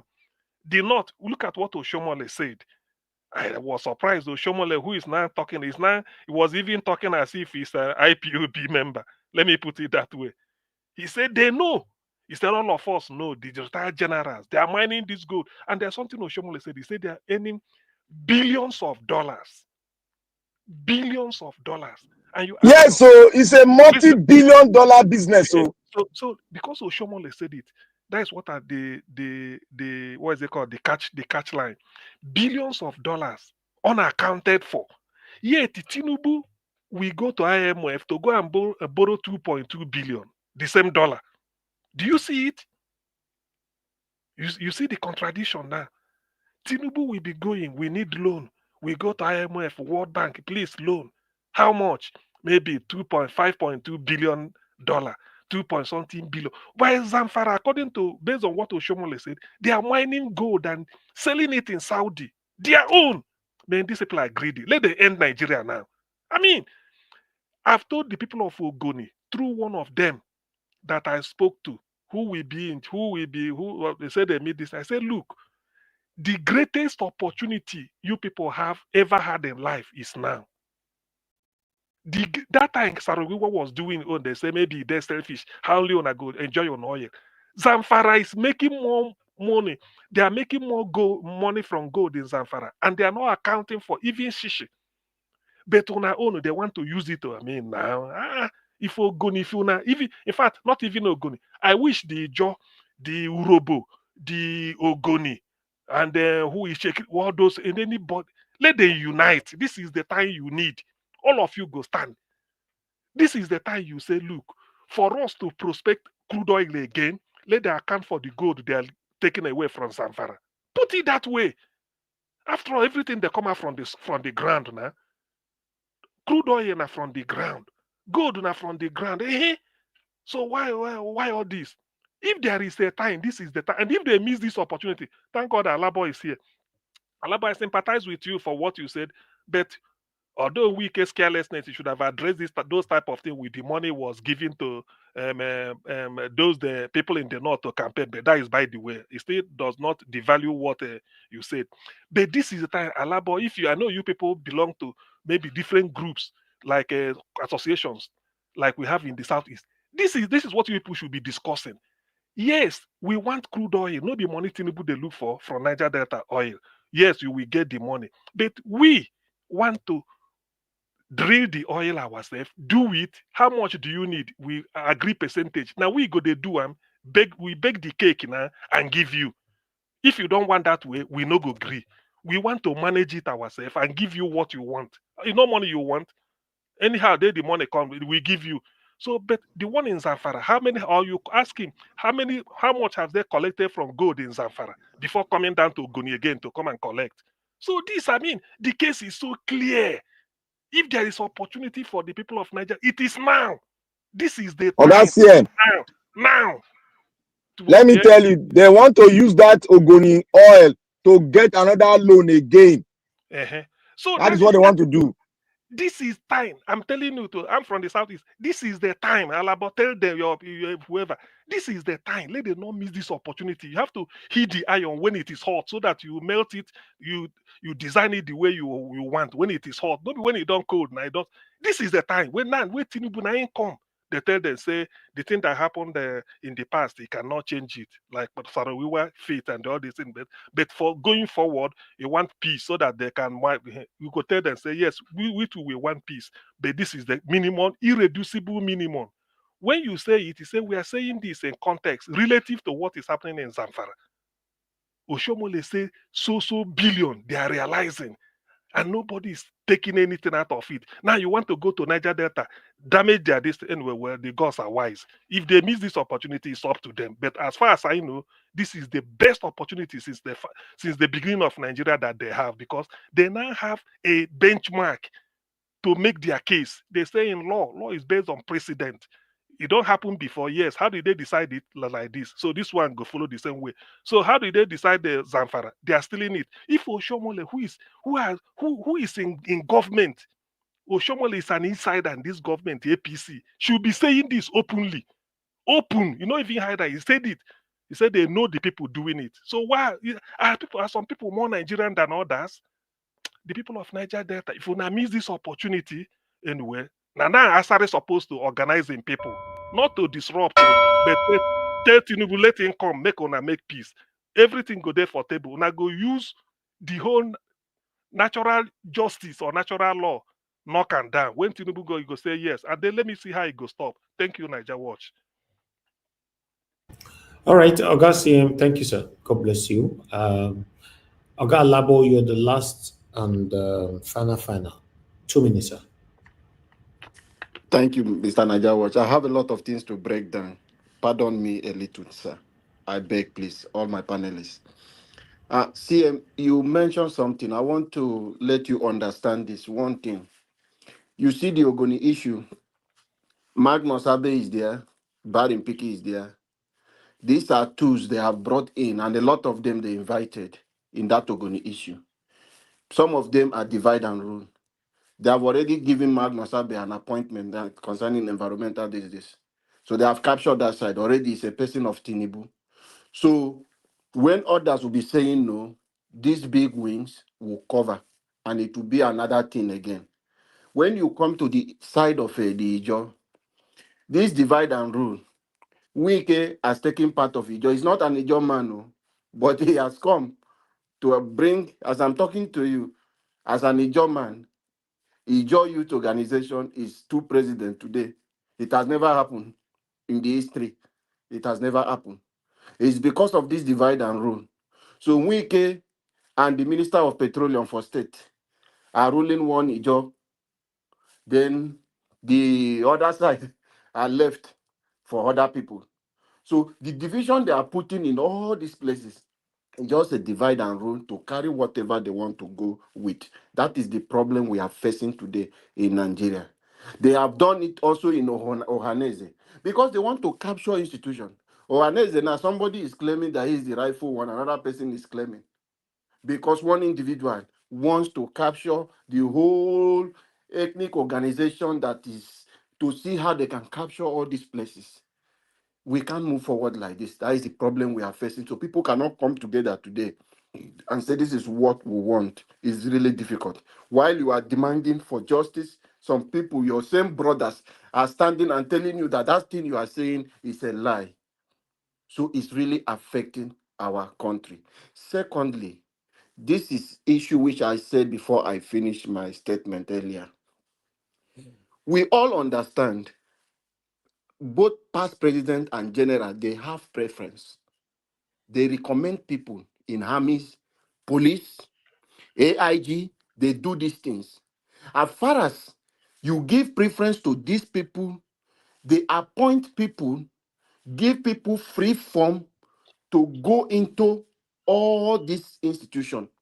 They have their recommendation. As I'm talking to you, past president, head of state, who are controlling this mining, They have their boys in military who are working for them. They can't do anything. Tinubu knows this. This is the problem we are having. So if you think you can stop that problem in this thing, they are ready.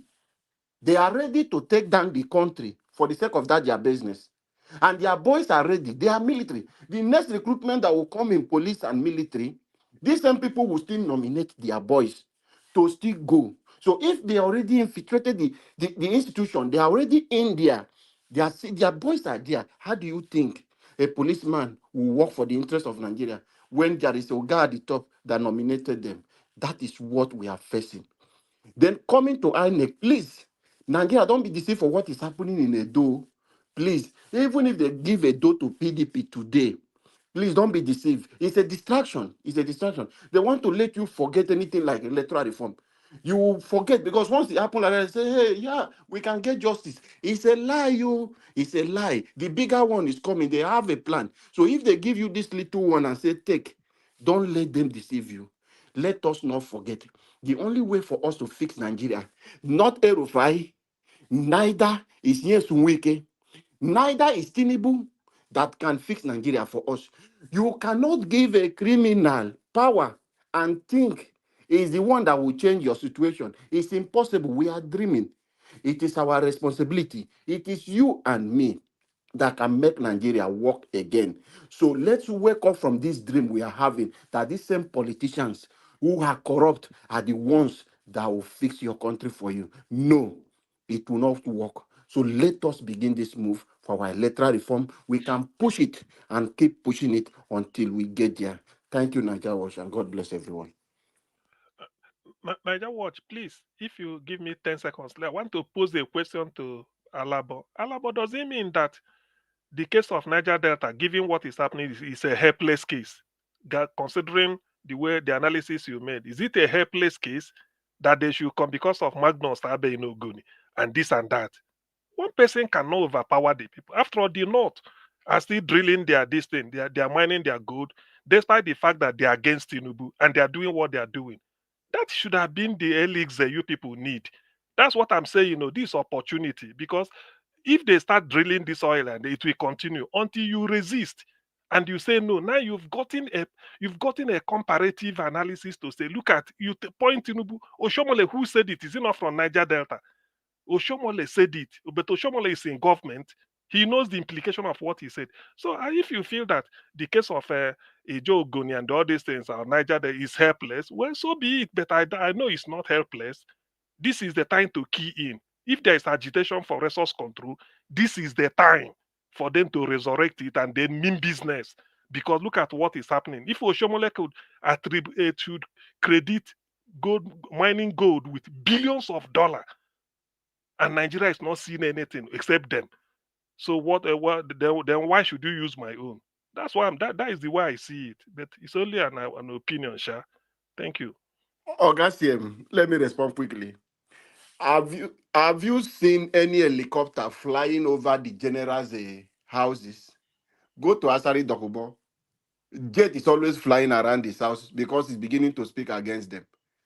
The flow station that got burnt in Ebuguma that is happening today, they are accusing him of that very thing, that he is the one. So they have already come to gather people, target people who are against them, they know. So these people, I'm telling you, CM, go deeper. You have people you can contact. As I'm telling you, the Joe and the core guys who can come there and fight are divided. So we who want our people to survive are using our voice and any means we can do to keep saying it because they have been compromised. A jaw is divided. The youth, they have come to take some. Some are working with the Minister of Petroleum and Yesunweke, which is working for President Tinubu. Then the other side are just the ones who are struggling on their own. So this is the problem we are facing. So does it mean, like this Niger Delta committee that Tinubu want to speak to, or they are also interfacing? Because Tinubu said NNPC and whatever, those in the oil should interface with them. Does it mean you can articulate this as what they want, and somebody will stay there and say, look, now this is the going forward. We want peace. This is what we want. At least say it out. Let it be that at least let it make headline that these people told Tinubu. That is the way you key in, because when you say, okay, Oshomole, who said this thing? Don't you know Oshomole is arming some people by saying, look, we know what is happening. You know what is happening. They're making billions. We know who are doing it. Yet, okay, Oshomole said in the Niger Delta, they will use JTF, Army, Navy, everything to bomb and then deal with those people. But the other people, nothing. You know, is that what Oshomole said? So that is and Oshomole is from Niger Delta too. Is it not Edo? So it's not a helpless case. That's why I'm trying to tell you. It's not helpless, no matter the way you see it. You push, you rally around. Some people, something must have to give. Table your case on the table and then let us see what will happen. Table it. Tinubu is a different human being. It's not a Fulani that we are saying in those days they've been doing. Tinubu is a Yoruba man. Forget about this. And they are hitting him hard now. They did not. Insulting him openly. Bala Mohammed, everybody. He did a attack. Somebody said, let them go and put that in the dustbin. Try it during Buhari time, you miss. So it's not a helpless case. But I'm trying to say that Ogoni and people, close ranks, put something together, say it like this. Maybe use another pressure group. Put it out. Don't be afraid. Don't be afraid. Zamfara is enjoying their gold. Why should crude oil in Niger Delta be for all? Yes, I'm a liberal person. I'm fair-minded. This is the time for them. Let them not miss this opportunity. Present it to Tinubu. He's a different human being. He's from the southwest. Let us now know what Tinubu will say. That's what I'm trying to say. Let us know what Tinubu will say. Maybe Obasanjo was so brutal. Let's try Tinubu. And then put it to since Tinubu opened the window that they want peace with the Ogoni people so that they can do this. Going forward, how would they let them reach agreement on it? That's what he's saying. So in that agreement will be part of this. If Magnus Abe feel that they gave him this thing, he will now come and shortchange him. I don't think so. There are people there that will challenge him. I believe so anyway, but it's not a lost case. That's what I'm saying. What I have here to say is that the problem that we have is with the political class in Ogoniland and Asari Dokubo. Asari Dokubo is a sellout in each way, any way. If Asari Dokubo is not aligning with Tinubu today, would have a pressure group that will come from the south, and that would mobilize a group that will focus on Ogoniland and use Ogoniland as a leverage to counter what is happening in the north, in the gold drilling that they have in there. Then that will unify the whole thing, and that will even boost Agbado case on taxation. It's true. So that is the way. Is the main issue there is the political class. Apart from, I don't look at those one, but this man, Asari Dokubo, is one of the major headache. Thank you. Thank you. It's not. All right. It's not Black Panther. Panther. I'm writing up now, sir. I'm writing up. We'll just 1 second. tomorrow. 1 second, please. Naija Watch. Sorry, sir. Black Panther. Quickly now. Asari Dokubo today, anything that is happening is being alleged. That flow station I told you about, they don't already put rope for his neck as I'm talking to you. So the thing is that if they are inviting people now to talk now, who are the stakeholders? The main Ijaw body we know is divided into two. One is lead by Wike brought a Senator George Sekibo to come and lead another one. When there is a current elder president that is there. If they want to invite people now, they will invite a new. Thank you, Alabo. Thank you, Alabo. But I will conclude from what you said my understanding is that it's a lost case. That is just what I feel. That is just what I will. Thank you. All right. I appreciate you all. I understand that some debate like this can be very, very extensive. Thank you so much, Mr. Alabo, for bringing that on. I thank Oga CM for commenting on it. Thank you, Oga Black Panther, for backing it up. I appreciate you all. And God will bless you now. Thank you very much for coming into this panel today, Mother Patricia, Mr. Jonathan, Black Panther, Oga CM, Mr. Alabo, and Mr. Destiny was with us earlier on as well. Thank you so much. We didn't receive any call today, so I appreciate you all. Thanks for those of you that supported the channel, to the Blessed Lady, Malik Lukman. Thank you very much. And then Victor Ogene Boss. Thank you very much. God bless you all, my people. While people write down the comment section, Mother of Omami Diaspora, thank you very much, Mommy. I appreciate you always. Thank you very much, Mother Patricia. I appreciate you. Thank you. Patience, Demudia, Eva Line, Madam Bright. Thank you, my people. Jejelai, thank you very much. I appreciate you. I appreciate every one of you right there, my people. Now, God bless you now. Victor, I appreciate you once again. Thank you, Peggy Monday, Mr. Johnson Emmanuel, and many, many others. Guys, we've come to the end of this broadcast. Please endeavor to join us again tomorrow, 7 p.m. Nigerian time. Subscribe to our channel, hit the notification bell so that you'll be notified whenever we are here talking about what is affecting you and I. And please, before you leave, press on the like button, help us to share, copy the link, and take with you to other platforms where you belong. I appreciate every one of you right there. We're not a perfect people. Sometimes we speak, it offends you. Sometimes we speak and it puts smiles on your face. You should know that we come here to say it how it is, not to make you just happy or sad. Just say it how it is. Sometimes it might make you happy or make you sad. Always have a place in your heart to always forgive me and my panelists. We are just here as a human being. None of us is perfect. I appreciate every one of you, my people, and God bless you now. My people, allow me to end the show right now, and I'll see you guys tomorrow, 7 p.m. Take care, and bye for now.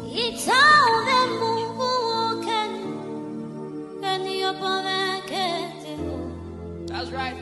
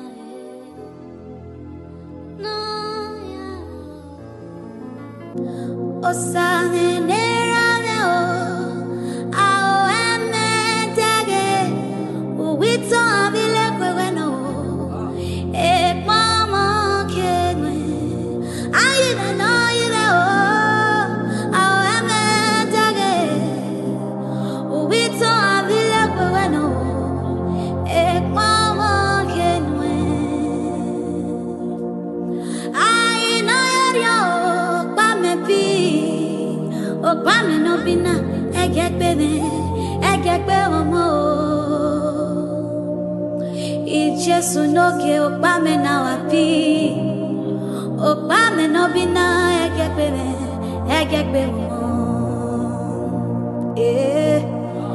egekba wasere o awase ni mu yobe no ma egekpiya mo